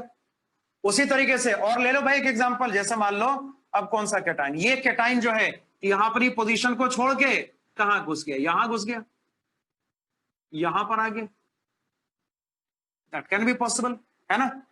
तो मतलब कि केटाइन अपनी छोटा पार्टिकल अपनी पोजीशन को छोड़ के किसी इंटरस्टिशियल साइट में चला जाता है, कहीं खाली स्पेस में घुस जाता है, उसको हमेशा फ्रैंकल डिफेक्ट कहते हैं। अरे समझे क्या बोला मैंने? केटाइन अपनी पोजीशन को छोड़ के, छोटा पार्टिकल अपनी पोजीशन को छोड़ के कहीं और खिसक जाएगा, इसको फ्रैंकल डिफेक्ट कहते हैं। यहां पे पार्टिकल्स का डिसलोकेशन होता है, यहां पे पार्टिकल लॉस नहीं होता। याद रहे, यहां पे पार्टिकल लॉस नहीं होता। क्लियर ना? तो ये फ्रैंकल डिफेक्ट है। लिखो पहला पॉइंट इसका, फ्रैंकल डिफेक्ट का पहला पॉइंट यही जो मैंने बोला, लिखते जाओ। देखिए the smaller particles, write down, the smaller particles the smaller particles is dislocated. Are dislocated. Smaller particles are dislocated. The smaller particles are dislocated into interstitial sites. Dislocated into interstitial sites. Dislocated into interstitial sites. देख रहा सबको, cation अपनी position छोड़ के कहीं और चला गया. ओके, अब आइए नंबर 2 पे. अब ये बता, कैटायन ऐसा तभी करेगा जब काफी छोटा होगा ना. सोचो, कैटायन किसी भी साइट में घुस गया कहीं जाके, ये तभी हो सकता है कैटायन बहुत छोटी साइज का हो ना. हाँ या ना बता. ये तभी पॉसिबल है जो कैटायन छोटी साइज का होगा. ये तभी संभव है ना भाई. अगर कैटायन थोड़ा बड़ी साइज का होगा तो ये कहीं भी जाके नहीं घुस सकता ना भाई. ये कहीं पे एकोमोडेट नहीं हो सकता. अगर ऐसा डिस्प्लेसमेंट हुआ है, अगर ऐसा डिसलोकेशन हुआ है, इसका मतलब है कैटायन बहुत छोटी साइज का है विथ रेस्पेक्ट टू एनायन. मतलब radius ratio small. Radius ratio क्या स्मॉल होगा. और हमने पढ़ा ना, अगर रेडियस रेशो स्मॉल होता है, अगर रेडियस रेशो स्मॉल होता है, इसका मतलब क्या होता है बोल. कोऑर्डिनेशन नंबर भी स्मॉल होता है. याद है, ये पॉइंट आपको नोट करना पड़ेगा कि ये डिफेक्ट वहीं पे पॉसिबल होता है जहां पे रेडियस रेशो स्मॉल होता है, यानी कोऑर्डिनेशन नंबर छोटा होता है. तो लिखिए इसमें, this defect is possible. Note करिए, this defect is possible. This defect is possible in the crystals. This defect is possible in the crystals. This defect is possible in the crystals having low coordination number. Having low coordination number. Sorry, having low radius ratio. Having low radius ratio. Having low radius ratio. That is low coordination number, है ना. अगर cation बहुत छोटा नहीं हुआ तो ये defect आपको समझ में, ये डिफेक्ट आपको नजर नहीं आएगा ना. ये कहीं पर भी कैटायन के जाने का केस है ना. ये तभी हो सकता है जब कैटायन एब्नॉर्मली छोटी साइज का हो, मतलब रेडियस रेशो बहुत छोटा हो, कोऑर्डिनेशन नंबर बहुत कम हो. क्लियर ना. चला आगे नंबर 3 पे आओ. क्या डेंसिटी अफेक्टेड होगा. लिखिए था, क्या डेंसिटी अफेक्टेड होगा. मास यहां पे लॉस नहीं हो रहा ना. क्या मास लॉस यहां पे हो रहा है. बिल्कुल नहीं. जो भी मास है उसका केवल डिसलोकेशन हो रहा है ना. जो भी मास यहां पर है उसका केवल डिसलोकेशन हो रहा है. मास सिस्टम के अंदर ही प्रेजेंट है, मास सिस्टम से बाहर नहीं गया है. ना तो मास को फर्क पड़ा, ना ही डेंसिटी अफेक्टेड हुआ. मतलब सॉरी, ना तो मास को फर्क पड़ा, ना वॉल्यूम अफेक्टेड हुआ.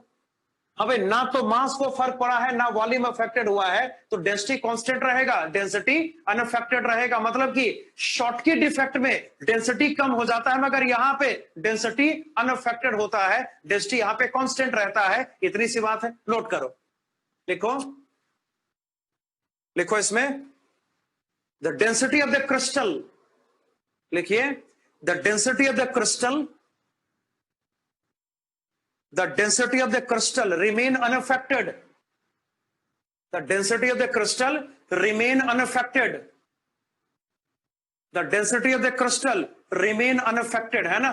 तो याद रखिए, यहां पे डिसलोकेशन होता है छोटे पार्टिकल्स का. अब छोटा पार्टिकल यहां पे बहुत छोटा होगा तभी ऐसा करना पॉसिबल है ना. इस कारण से रेडियस रेशो बहुत कम हो जाएगा, कोऑर्डिनेशन नंबर भी बहुत कम हो जाएगा. क्लियर ना.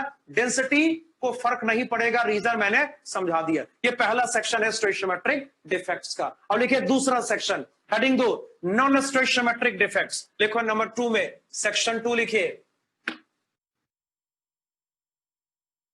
Non स्टोइचियोमेट्रिक defects. आइए बात करेंगे सेक्शन 2, नॉन स्टोइचियोमेट्रिक डिफेक्ट्स.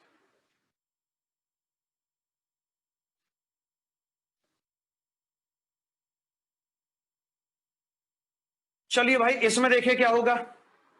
ये डिफेक्ट जब आता है तो आपका जो क्रिस्टल का फॉर्मूला है वो चेंज कर जाता है. मतलब कुछ ऐसा है, अभी मैं एग्जांपल ये टाइप्स इसके लूंगा. पहले एक पॉइंट आप नोट करें, इसमें एक लाइन इसके आगे नोट करिए, फिर बात करते हैं. एक लाइन इसके आगे नोट करिए, फिर बात करेंगे. इसी डायग्राम में इसको डिस्कस करेंगे. मेरे ख्याल से डायग्राम सबने ड्रॉ कर लिया था ना.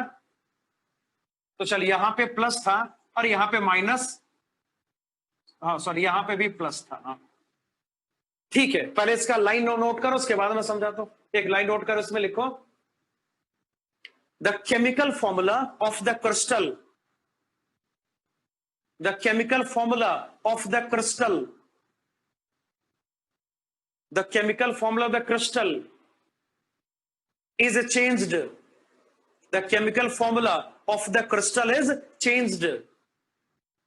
The chemical formula crystal is changed. Crystal का जो केमिकल फॉर्मूला होगा वो बदल जाएगा। क्लियर ना? अब आइए देखिए, इसमें दो डिफेक्ट होते हैं। पहला है जिसको कहा जाता है मेटल डिफिशियंसी डिफेक्ट, या पहला लेते हैं मेटल एक्सेस डिफेक्ट। पहला क्या लेंगे? मेटल एक्सेस डिफेक्ट, और दूसरा लेंगे मेटल डिफिशियंसी डिफेक्ट। और एक बात मैं आपको पहले से बता दूं, देखिए हर क्रिस्टल हमेशा न्यूट्रल होता है, न्यूट्रलिटी मेंटेन करना पड़ेगा। अगर जो बॉडी न्यूट्रल नहीं है, अगर कोई क्रिस्टल न्यूट्रल नहीं है, वो अनस्टेबल होता है, वो नेचर में फॉर्म नहीं होता। याद रखिए, न्यूट्रलिटी हमेशा मेंटेन करके चलना पड़ेगा, हम उससे कॉम्प्रोमाइज नहीं कर सकते। क्लियर ना? अभी बात करेंगे, सब कुछ क्लियर होगा। यहां ध्यान से देख, number 1 is metal access defect. लिखिए पहला सेक्शन इसका मेटल एक्सेस डिफेक्ट। दूसरे सेक्शन का पहला पार्ट लिखिए मेटल एक्सेस डिफेक्ट। बता मेटल कौन? केटाइन। अरे मेटल कौन? केटाइन ना। और नॉन मेटल एनाइन, सबको श्योर है? लिख के होता। अरे मेटल केटाइन कौन बनाएगा? मेटल किसी क्रिस्टल में, मान लो NaCl, केटाइन सोडियम का है ना, और एनाइन Cl- क्लोरीन का है, जो कि नॉन मेटल है। देख रहा? मेटल एक्सेस डिफेक्ट, बिल्कुल ध्यान से देखिएगा। अब लिखेंगे इसमें नंबर 1 मेटल एक्सेस डिफेक्ट का पहला पार्ट। इसका पहला पार्ट देखिए, इसमें होता क्या है। इसका कोई नाम नहीं होगा, मतलब इसका कोई नाम नहीं है। होता क्या है वो समझो। देख होता क्या है, देख होता क्या, ध्यान से, ये इंपॉर्टेंट हो सकता है। एनाइन चला गया बाहर। अब बताइए, एनाइन बाहर आ गया तो मेटल ज्यादा हो गया कि कम हो गया? लिख के बता भाई, अगर एनाइन बाहर निकल गया, मेटल ज्यादा हो गया कि कम हो गया? बोल, जल्दी बोल। अगर एक एनाइन को बाहर खींच लिया किसी तरीके से, अब एक एनाइन को बोला खींच लिया बाहर, एक एनाइन को यहां से चलता कर दिया, बोल, तो केटाइन यहां पे ज्यादा होगा, मेटल ज्यादा होगा। ये मेटल एक्सेस डिफेक्ट है ना, ये क्या है? मेटल एक्सेस डिफेक्ट है। अब देखिए, मगर neutrality should be maintain, neutrality को हम चेंज नहीं कर सकते, न्यूट्रलिटी शुड बी मेंटेन्ड। तो होता क्या? देखिए, एक इलेक्ट्रॉन इसकी प्लेस पे बाहर से कहीं से आ जाता है, एनाइन बाहर निकलेगा, उसके बदले इलेक्ट्रॉन यहां पर आ जाएगा, उसके बदले क्या होगा? इलेक्ट्रॉन यहां पे अंदर आ जाएगा। और ये इलेक्ट्रॉन देखिए, ये इलेक्ट्रॉन बहुत ज्यादा फ्री इलेक्ट्रॉन होगा। यस और नो बताता हूं भाई। इलेक्ट्रॉन जो होता है बहुत छोटी साइज का होता है ना भाई, ये तो छोटे छोटे, ये वाइड के अलावा और कहीं पर भी, वाइड में भी जा सकता है, कहीं पर भी जा सकता है ना। अब चूंकि जब यहां पे सोचिए, अब ऐसा तो बहुत सारे इलेक्ट्रॉन्स में होगा, ऐसा बहुत सारे केटाइंस में, एनाइंस में होगा ना। एक तो हमने एग्जांपल के तौर पे यहां पे शो किया है, चल एक और शो कर लेते हैं ना। चल यहां से एनाइन हटा दिया, इलेक्ट्रॉन यहां पे डाल दिया, तो सिंपल सी बात है, एनाइन को इलेक्ट्रॉन रिप्लेस कर रहा, एनाइन को इलेक्ट्रॉन रिप्लेस कर रहा, मतलब कि नॉन मेटल यहां पे कम हो गया तो मेटल यहां पे ज्यादा हो गया ना भाई। और ये इलेक्ट्रॉन काफी फ्री इलेक्ट्रॉन है ना। इलेक्ट्रॉन सोचना भाई, इलेक्ट्रॉन बहुत छोटी साइज का होता है, वो तो कहीं पर भी चला जाएगा। मतलब इलेक्ट्रॉन यहां पे क्रिस्टल में कहीं पर भी जा सकता है ना। इलेक्ट्रॉन यहां पे फ्री इलेक्ट्रॉन हो गया, और जहां पे फ्री इलेक्ट्रॉन पॉसिबल होगा वहां पे कई सारी प्रॉपर्टीज जुड़ जाती है ना। कंडक्टिविटी बढ़ जाती है, कलर बदल जाता है। फ्री इलेक्ट्रॉन के कारण से काफी कुछ होता है, जो कि आपने इनऑर्गेनिक में पढ़ा होगा ना, डी ब्लॉक एलिमेंट्स वगैरह में पढ़ा हुआ है। फ्री इलेक्ट्रॉन्स के कारण से कलर बदलता है वगैरह वगैरह। इन इलेक्ट्रॉन्स को एफ सेंटर कहा जाता है। इनको क्या बोलेंगे? F centre. इसको एफ सेंटर बोलते हैं। ये इंपॉर्टेंट है भाई, ये बड़ा इंपॉर्टेंट है, तो ध्यान रखिए। मैं दोबारा रिपीट कर रहा हूं, एनाइन को बाहर करना है। देख क्लास थोड़ा सा एक्स्ट्रा मैं छोड़ूंगा, इसको कंप्लीट आज ही कर लेते हैं ना, नहीं तो फिर दिक्कत हो जाएगी। 5-10 मिनट एक्स्ट्रा क्लास जाएगी। वैसे भी एक्स्ट्रा क्लास, क्योंकि क्लास लेट से स्टार्ट हुई थी ना मेरी वाली। यहां देख सारे, इलेक्ट्रॉन किसकी प्लेस पर आ जाएगा? एनाइन की प्लेस पे। समझे बात को ना? एनाइन बाहर निकाल दिया, उसके बदले इलेक्ट्रॉन लेके आ गए। अब इलेक्ट्रॉन जो है बड़ी छोटी साइज का होता है, वो कहीं पर भी जा सकता है ना। इलेक्ट्रॉन यहाँ पे फ्री इलेक्ट्रॉन जैसा बिहेव करेगा, उसको एफ सेंटर कहते हैं। और इस कारण से कई सारी प्रॉपर्टी यहाँ पे इंड्यूस हो जाती है, जैसे इसका कंडक्शन बढ़ जाता है ना, इसका कलर चेंज कर जाता है वगैरह वगैरह। ये सब कुछ आपको यहाँ पे नोट करना पड़ेगा। एक बात आप मुझे बताओगे कि डेंसिटी यहाँ पे अफेक्टेड होगा कि नहीं? अगर अफेक्टेड होगा तो बढ़ेगा कि कम होगा? सोच क्या था भाई, अगर डेंसिटी अफेक्टेड होगा तो कैसे अफेक्टेड होगा? बढ़ेगा या कम होगा? बिल्कुल कम होगा। देखिएगा, एनाइन को बाहर निकाला और उसके बदले इलेक्ट्रॉन हमने ले आए, एनाइन बाहर गया, इलेक्ट्रॉन अंदर आ गया, इलेक्ट्रॉन का मास ऑलमोस्ट जीरो। तो जो मास का लॉस यहां पर है वो ज्यादा है, और जो मास का गेन यहां पे इलेक्ट्रॉन के फॉर्म में है वो तो बहुत कम है ना। मतलब जो नेट यहां पे हम चेंज देखेंगे वो मास के लॉस का होगा।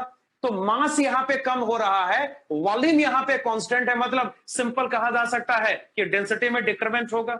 हम इस सारी बात हमने पहले डिसाइड कर ली है, अब खाली लिखना बाकी रह गया। लिखना स्टार्ट करो, लिखो जल्दी से, लिखो पहला पॉइंट लिखिए, पहला डिस्कशन है, लिखिए इसमें anion is replaced by electron, लिखिए anion is replaced by electron, anion is replaced by electron, anion is replaced by electron।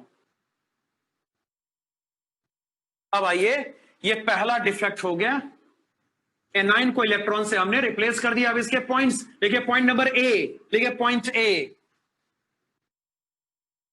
the electrons are called F centers, लिखिए ये वाला F center, the electrons are called F centers,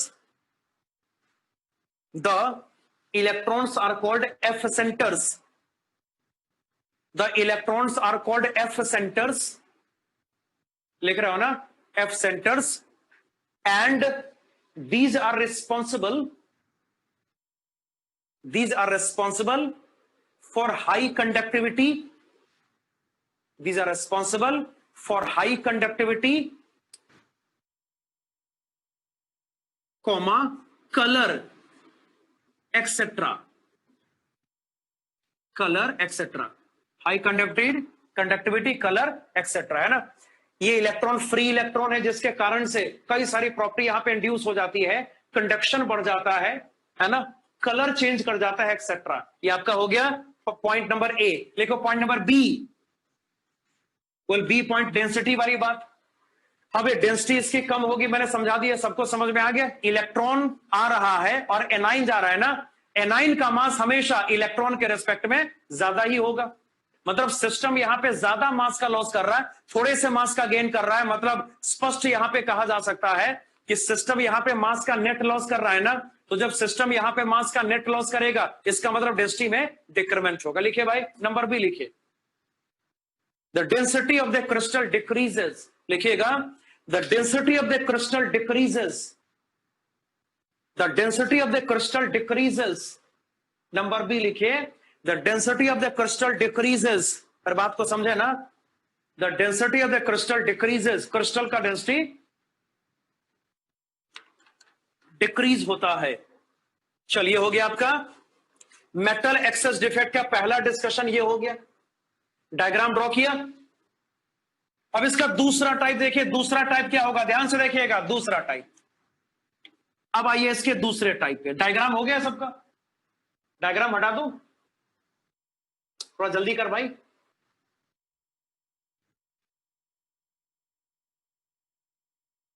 सबका done है, ठीक है, सबने done बोल दिया, मैं हटा दे रहा हूं।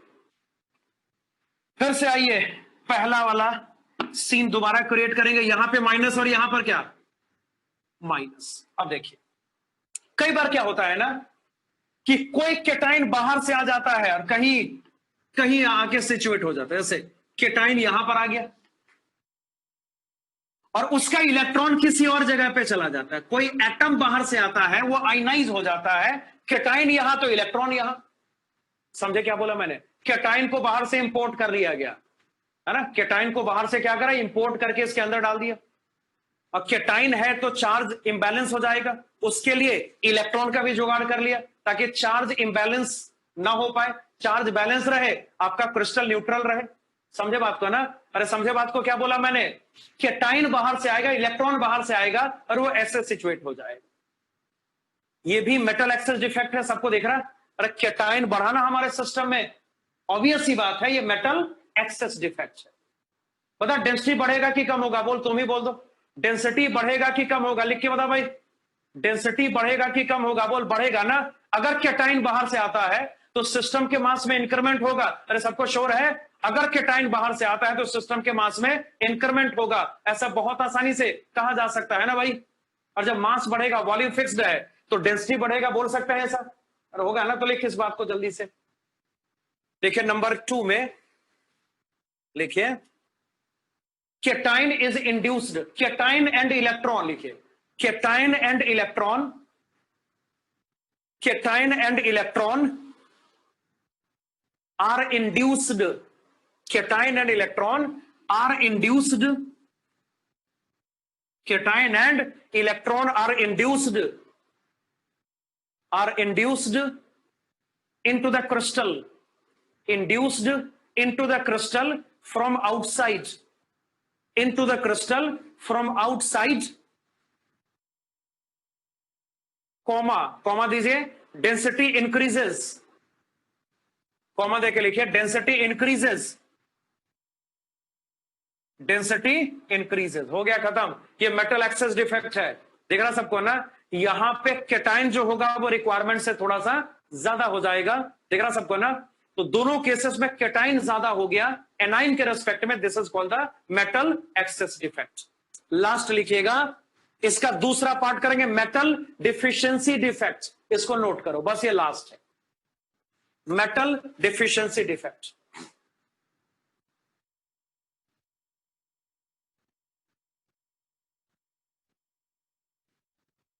थोड़ा जल्दी नोट करो, हो गया डायग्राम, हो गया सबका, लिख के बता, डायग्राम हो गया। केटाइन बाहर से लाएंगे, इलेक्ट्रॉन भी बाहर से लेके आएंगे, इसको डाल देंगे इसके अंदर। ये मेटल एक्सेस डिफेक्ट का एक पॉसिबल एग्जांपल हो जाएगा जहां पे डेंसिटी में इंक्रीमेंट होता है, देख रहा ना।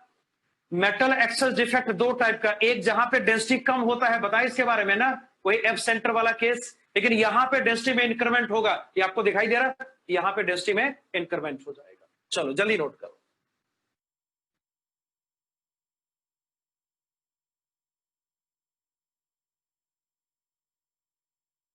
लेकिन नंबर 2 मेटल डिफिशियंसी डिफेक्ट, ये लास्ट है, बस ये खत्म।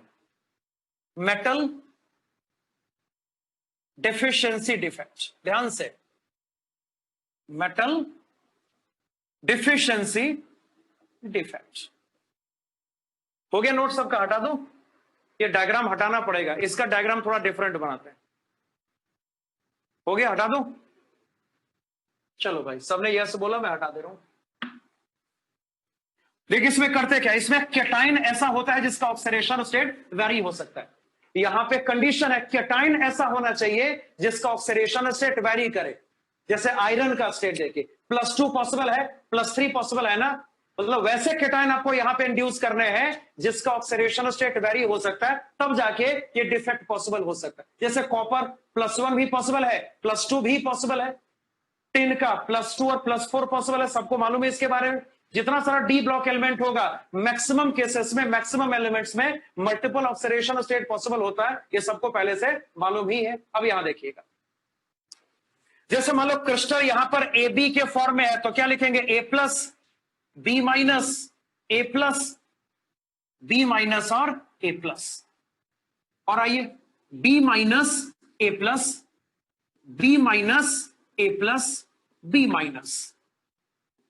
A+, B-, A+, B-, A+, A+, और देखिएगा B-, A+, B-, ठीक है।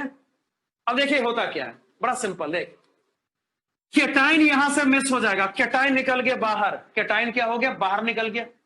जब केटाइन बाहर जाएगा चार्ज इंबैलेंस क्रिएट हो जाएगा ना, केटाइन अगर बाहर गया तो ये तो नेगेटिवली चार्ज हो जाएगा, चार्ज इंबैलेंस क्रिएट हो जाएगा। अब देखो होता क्या है, केटाइन बाहर गया और कोई दूसरा केटाइन ने अपने ऑक्सीडेशन स्टेट को बढ़ा लिया और ये A2+ हो गया। ध्यान से देखिएगा, हमें समझे क्या बोला मैंने, क्या बोला, बता, केटाइन बाहर गया, मेटल डिफिशियंसी क्रिएट हुआ, यस और नो। केटाइन के बाहर जाने से मेटल डिफिशियंसी क्रिएट हो जाएगा, इसमें कोई शक की बात नहीं। मगर चार्ज इंबैलेंस क्रिएट हो गया जो कि नहीं होना चाहिए, तो चार्ज इंबैलेंस को मैनेज करने के लिए कोई और केटाइन ऐसा होगा, कोई और केटाइन अपने ऑक्सीडेशन स्टेट को बढ़ा लेगा। अगर ये +2 हो जाए, ये फिर से न्यूट्रल हो गया ना, बता समझे क्या बोला मैंने, लिख के बता, समझे क्या बोला मैंने। अबे समझे, एक केटाइन बाहर गया, जो चार्ज में प्रॉब्लम, चार्ज इंबैलेंस क्रिएट हुआ, उसको किसी दूसरे ने मैनेज कर लिया, कैसे मैनेज किया बता, तो क्या बोला मैंने, कैसे मैनेज किया बोल, लिख के बता कैसे मैनेज किया, क्या बोला मैंने, क्या लिखा बोर्ड पे, कैसे मैनेज किया बोल। स्टेट को बढ़ा के ना, अगर इसने अपना स्टेट बढ़ा लिया तो फिर से चार्ज बैलेंस हो जाएगा, जो कि होना जरूरी है ना, उसके बिना तो सिस्टम कह सकते हैं कि चार्ज हो जाएगा और वो हाईली अनस्टेबल हो जाएगा। समझे बात को ना। तो चलिए स्टार्ट करते हैं, इसमें पॉइंट्स आपको नोट करना है। इसमें लिखे पॉइंट नंबर 1, लिखे पहला पॉइंट, देखिए पहला point, a cation is removed from the crystal, a cation is removed from the crystal, a cation is removed from the crystal, removed from the crystal,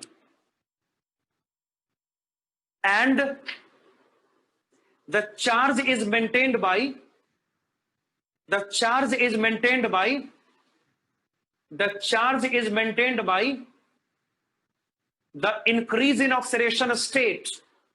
The charge is maintained by, the charge is maintained by the increase in oxidation state, the increase in oxidation state of any other cation, the increase in oxidation state of any other cation.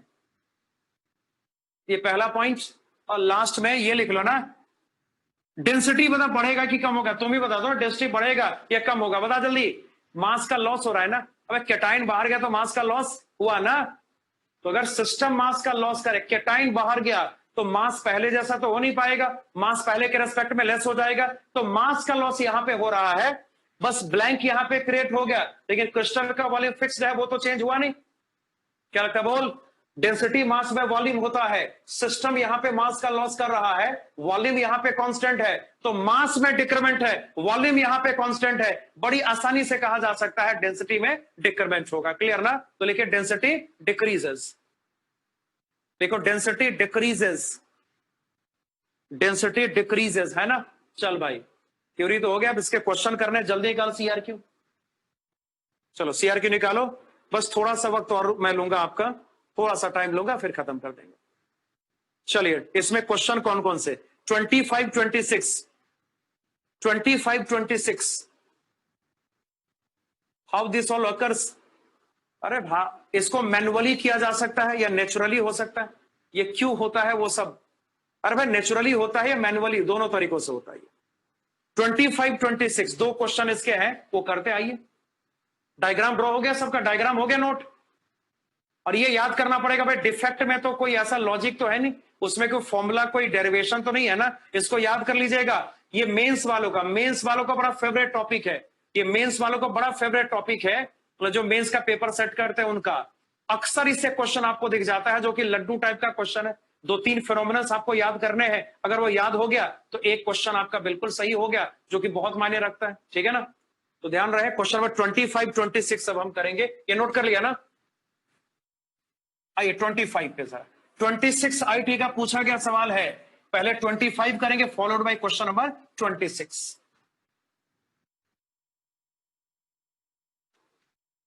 चलो 25 बड़ा simple है, यहां ध्यान दो सारे। Calcium crystallises in a face centred cubic cell with A is equal to 0.556 nanometer. Calculate density if it contains 0.1% Frankel defect, 0.1% Schottky defect. अच्छा बता, जरा 1 की बात करेंगे। 1 से पहले स्पीशीज आपका कैल्शियम है, पहले डेटा कलेक्शन कर ले। जो A का डेटा है वो दिया हुआ है 0.556 नैनोमीटर, इसको सेंटीमीटर में कर ले, ये आ गया 0.556 इंटू 10 की पावर -7 सेंटीमीटर। क्लियर ना, सबको देखा। चल भाई एज लेंथ हमने सेंटीमीटर में कैलकुलेट कर लिया। बोल मोलर मास कितना कैल्शियम का, 40 ग्राम पर मोल, सबको मालूम है। पहला सवाल। अच्छा Z क्या होगा बोल, इफेक्टिवली Z यहां पर क्या 4 FCC है भैया, क्वेश्चन में साफ कहा गया ये मामला FCC का बनता है, तो Z इक्वल्स टू 4 होगा। आई होप इतना तो आपको याद हो गया होगा, इस चैप्टर में इतना याद हुआ कि नहीं याद हुआ। FCC में 4 पार्टिकल होते हैं, कई बार हमने थ्योरी करी, कई बार हमने क्वेश्चन करे, उसमें यह जिक्र था ना कि FCC का जो लेटेस्ट पार्टिकल्स का टोटल नंबर होगा मस्ट बी इक्वल टू 4। अब आइए आगे बात करेंगे। पहला केस यहां पे फ्रैंकल डिफेक्ट का है, देखिएगा क्या फ्रैंकल डिफेक्ट के आने से कुछ बदलेगा? क्या कुछ बदल सकता है? क्या पार्टिकल यहां से बाहर गया है कि जेड बदल जाए? पार्टिकल बाहर जाने से जेड कम हो जाता है ना, पार्टिकल बाहर जाने से जेड बदल जाएगा, ध्यान रहे। क्या जेड यहां पे बदल सकता है? नहीं, जेड नहीं बदलेगा ना। बोला ना, फ्रैंकल डिफेक्ट का डेंसिटी से कोई लेना देना नहीं है।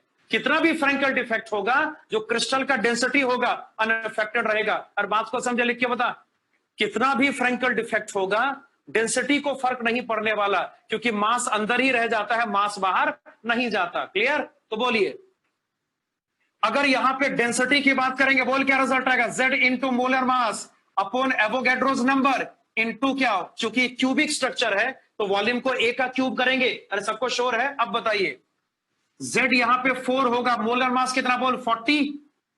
एवोगैड्रोस नंबर लिखा जाएगा 6 इंटू 10 की पावर 23 मल्टीप्लाइड में A की वैल्यू 0.556 इंटू 10 की पावर -7, हम इसका क्यूब करेंगे, आंसर ग्राम पर क्यूबिक सेंटीमीटर में कैलकुलेट हो जाएगा। ये रहा फ्रैंकल डिफेक्ट। अब बाकी कैलकुलेशन खुद से कर लेना है, समझे बात को? अब ये तुम बताओ, दूसरा क्वेश्चन यहां पे शॉर्टकी डिफेक्ट का है। बताइए शॉर्टकी डिफेक्ट के कारण से क्या होगा? अभी बताया ना, जो शॉर्टकी डिफेक्ट होता है, ये पार्टिकल को बाहर निकाल देता है। अभी बताया ना, ये पार्टिकल को क्या करता है बोल? बाहर निकाल देता है। तो क्या चेंज होगा? कोई बताएगा क्या चेंज होगा? जेड चेंज हो जाएगा ना।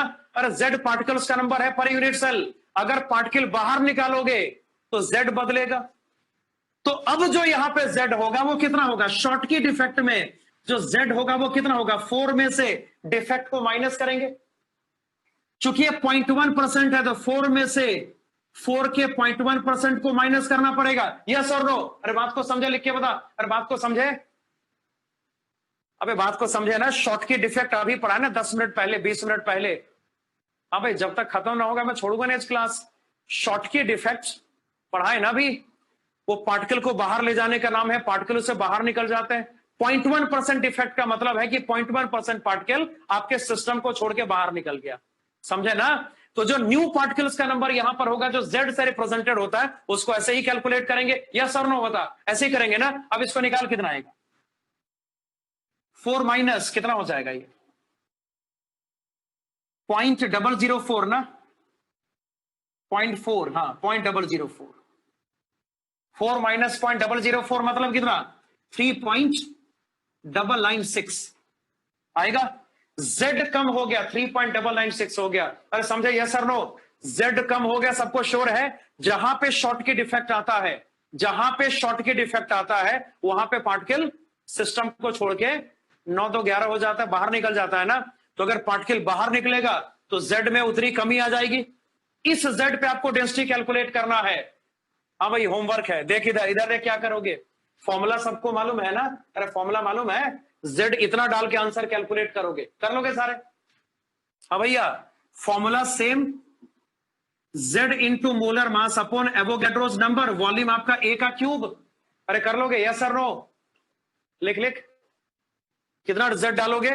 3.996 डालोगे, मोलर मास 40, एवोगैड्रोस नंबर कितना? 6 इंटू 10 की पावर 23, और ए हमने कैलकुलेट करा है ना। ये बाकी पोर्शन इसका होमवर्क हो गया, इसको करके आना है। चल last question, that is question number 26। इसको नोट करो, जल्दी नोट करो फटाफट, आधे मिनट में नोट कर भाई, हाफ मिनट से भी कम।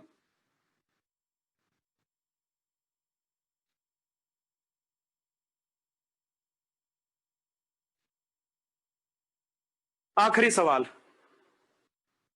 Question number 26। ये क्वेश्चन आईटी का पूछा गया सवाल है, ये आईटी का पूछा गया क्वेश्चन है। चलिए ये करते हैं, काफी क्लासिकल क्वेश्चन है।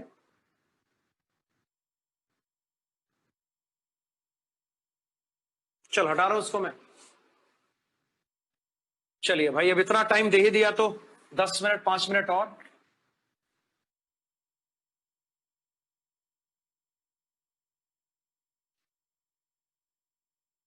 (26) number, AB crystallizes in a rock salt structure with A:B equals to 1:1. A:B equals to 1:1 दिया हुआ है। The shortest distance between A and B is y की power 1/3 nanometer. The formula mass of AB is 6.023 into y AMU, where y is an arbitrary constant. Find the density in kilogram per cubic meter. इसमें कोई defect नहीं है ना, defect है दूसरे सवाल में। तो चलिए दूसरा सवाल करेंगे, पहले पहला तो कर लें। पहला करते हैं। पहले देखिएगा, ध्यान से देखिए। रॉक सॉल्ट स्ट्रक्चर याद है, NaCl स्ट्रक्चर याद है, यस और नो? रॉक सॉल्ट स्ट्रक्चर याद है, NaCl स्ट्रक्चर ना, याद है?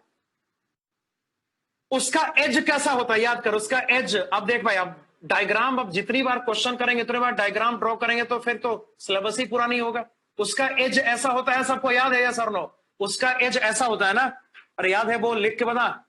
NaCl स्ट्रक्चर में एज तो ऐसा ही नजर आता है, यहां पर एनाइन होगा, यहां पे एनाइन होगा, और सेंटर में ये एज सेंटर जो होता है वो आपका क्या है, बोल? ये एज सेंटर ऑक्टाहेड्रल है ना, इसमें कैटाइन प्रेजेंट होता है, याद है? क्वेश्चन सेज ए बी है तो ए कैटाइन है, बी आपका एनाइन है, मान लेते हैं ऐसा। क्वेश्चन करे कि ए और बी के बीच का जो शॉर्टेस्ट डिस्टेंस है, मतलब ए और बी के बीच का जो सबसे छोटा डिस्टेंस होगा, तो यही तो होगा जब ए और बी एक दूसरे को टच कर रहा होगा। तो जो यहां पे सबसे छोटा डिस्टेंस है, दैट इक्वल्स टू y की पावर 1/3 नैनोमीटर। देख रहा है, यहां से यहां का डिस्टेंस है y की पावर 1/3 नैनोमीटर ना। क्या यहां पर एज लेंथ कैलकुलेट करना पॉसिबल है? बता भाई, एज लेंथ क्या होगा, बोल? यहां से यहां का एज ऐसा ही तो दिखता है ना NaCl टाइप स्ट्रक्चर का। तो अगर एज लेंथ यहां पे कैलकुलेट करेंगे, इसका ट्वाइस करना पड़ेगा, 2 इंटू ये हो जाएगा y की पावर 1/3 नैनोमीटर, यानी कि इसको लिखा जा सकता है 2 इंटू वाई की पावर 1/3 इंटू, इसको मीटर में कन्वर्ट करेंगे, नैनो मतलब 10 की पावर -9 होता है, ये मीटर में आ गया। ये ए की वैल्यू हमने कैलकुलेट कर ली, इतना सबको श्योर है? लिख के बता, इतना सबको श्योर है ना? हमने ए की वैल्यू कैलकुलेट कर ली है, मीटर में कैलकुलेट करी है। मीटर में कैलकुलेट करने का उद्देश्य यह है क्योंकि आपको density kilogram per cubic metre में शो करना है ना। तो चलिए हो गया। और देखिए, ए बी का मॉलिक्यूलर मास आपको दिया हुआ है तो उसे मोलर मास कैलकुलेट करना पॉसिबल होगा। ध्यान से, 6.023 into y AMU, molecular mass AMU में है ना, और मेरे ख्याल से मॉलिक्यूलर मास से मोलर मास आपको कैलकुलेट करना आता होगा। हमने क्या सीखा था? AMU को हटाना है, ग्राम लगाना है। अब इतना याद है, लिख के बताता हूं कि भूल गए? इतना याद है कि भूल गए? लिख याद होगा भाई, इतना तो याद होना चाहिए कम से कम, नहीं तो फिर तो बड़ा मुश्किल हो जाएगी। याद है ना, AMU को हटाना है, ग्राम लगाना है, तो मोलर मास कैलकुलेट हो जाता है। मोलर मास को हम किलोग्राम में लेंगे, इसका एक रीजन है। क्या रीजन है वो तुम बताओगे? बता दो क्या रीजन है इसका, बोलो। हम इसको किलोग्राम में लेंगे, ग्राम को किलोग्राम में कन्वर्ट करेंगे 10 की पावर -3 से मल्टीप्लाई करके। क्यों करेंगे बता, क्या रीजन है इसका, बोल? क्यों मोलर मास को किलोग्राम में कन्वर्ट किया? क्योंकि डेंसिटी आपको किलोग्राम पर क्यूबिक मीटर में कैलकुलेट करके शो करना है। दिखाई दे रहा? चल, हमारे पास मोलर मास आ गया, मोलर मास को हमने किलोग्राम में कन्वर्ट भी कर लिया, और बाकी देखिए एज लेंथ भी आ गया ना। बड़ी आसानी से डेंसिटी कैलकुलेशन करना पॉसिबल हो सकता है। तो कैसे निकालेंगे? D इज इक्वल टू, याद कर भाई, Z into molar mass upon Avogadro's number.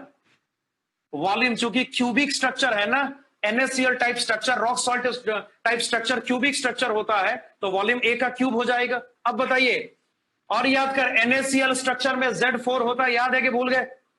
Per unit cell molecules का नंबर 4 होगा ना, तो 4 इंटू मोलर मास, बोल, 6.023 इंटू वाई इंटू 10 की power -3 kilogram upon Avogadro's number 6.023 multiplied by 10 की पावर 23 इंटू, और बोलिए एज लेंथ का क्यूब करेंगे। सबको दिखाई दे रहा है तो इसका क्यूब करिए। एज लेंथ यहां पर क्या, 2 इंटू वाई की पावर 1/3 मल्टीप्लाइड बाई 10 की पावर -9, इसका क्यूब करेंगे। सबको दिखाना। चलो इसको सॉल्व करेंगे, बोल क्या आंसर आएगा? देख ध्यान से, पहली बात तो ये y की पावर 1/3 का क्यूब कितना, y, हाँ या ना? लिख अगर ब्रैकेट ओपन करेंगे तो ये y आ जाएगा। मतलब अगर इसको यहां से काट दिया जाए तो ये कट करना पॉसिबल है। थोड़ा दिमाग लगा भाई, इतना दिमाग तो लगा ही सकते हो ना, अब इतना लगा सकते हो ना। और जब सॉल्व करेंगे डी कितना आएगा बोल, ये से एक आंसर कितना आ रहा, 5 ना। डेंसिटी यहां पर होगा 5 किलोग्राम पर क्यूबिक मीटर। पहला सवाल सॉल्व हो गया, density 5 kilogram per cubic metre है। जरा दूसरे क्वेश्चन की बात करेंगे। और दूसरा क्वेश्चन क्या लिखा हुआ, बस ये लास्ट है। दूसरे क्वेश्चन की बात करेंगे, बोल क्या लिखा है भाई। If measured density is 20 kilogram per cubic metre, identify the type of point defect. मतलब वही डिफेक्ट यहां पे कौन सा होगा बोल, जो डेंसिटी एक्चुअल है, एक्चुअल डेंसिटी यहां पर दिया 20 kilogram per cubic metre. Actual density आपको दिया 20 किलोग्राम पर क्यूबिक मीटर, मगर हमने कैलकुलेट कितना किया, 5। हकीकत में डेंसिटी ज्यादा है ना, डेंसिटी बढ़ रहा है। डेंसिटी किसी कारण से बढ़ रहा है ना। किस कारण से डेंसिटी बढ़ता है, मेटल एक्सेस डिफेक्ट से डेंसिटी बढ़ता है ना, वो भी उसके दूसरे टाइप से। वो भी किस टाइप से, इसके दूसरे टाइप से, कि बाहर से केटाइन आएगा, बाहर से इलेक्ट्रॉन भी आएगा। और याद है ना, उसके कारण से जितना डिफेक्ट हमने डिस्कस करा उसमें एक ही डिफेक्ट ऐसा है जो कि डेंसिटी को बढ़ाता है ना, याद है, लिख। जो डिफेक्ट हमने पढ़ा आज की क्लास में, उसमें एक ही डिफेक्ट ऐसा है जो डेंसिटी को बढ़ाता है। वो डिफेक्ट आपको याद हो गया, केटाइन बाहर से आएगा, इलेक्ट्रॉन बाहर से आएगा, दोनों आपके क्रिस्टल में एकोमोडेट हो जाएंगे। कैसे होंगे वो डायग्राम में आपको दिख रहा है। मतलब यहां पर क्या होगा, मेटल एक्सेस डिफेक्ट हो जाएगा। और कौन सा वाला टाइप उसका, टाइप 2 वाला। क्लियर ना, चल हो गया खत्म।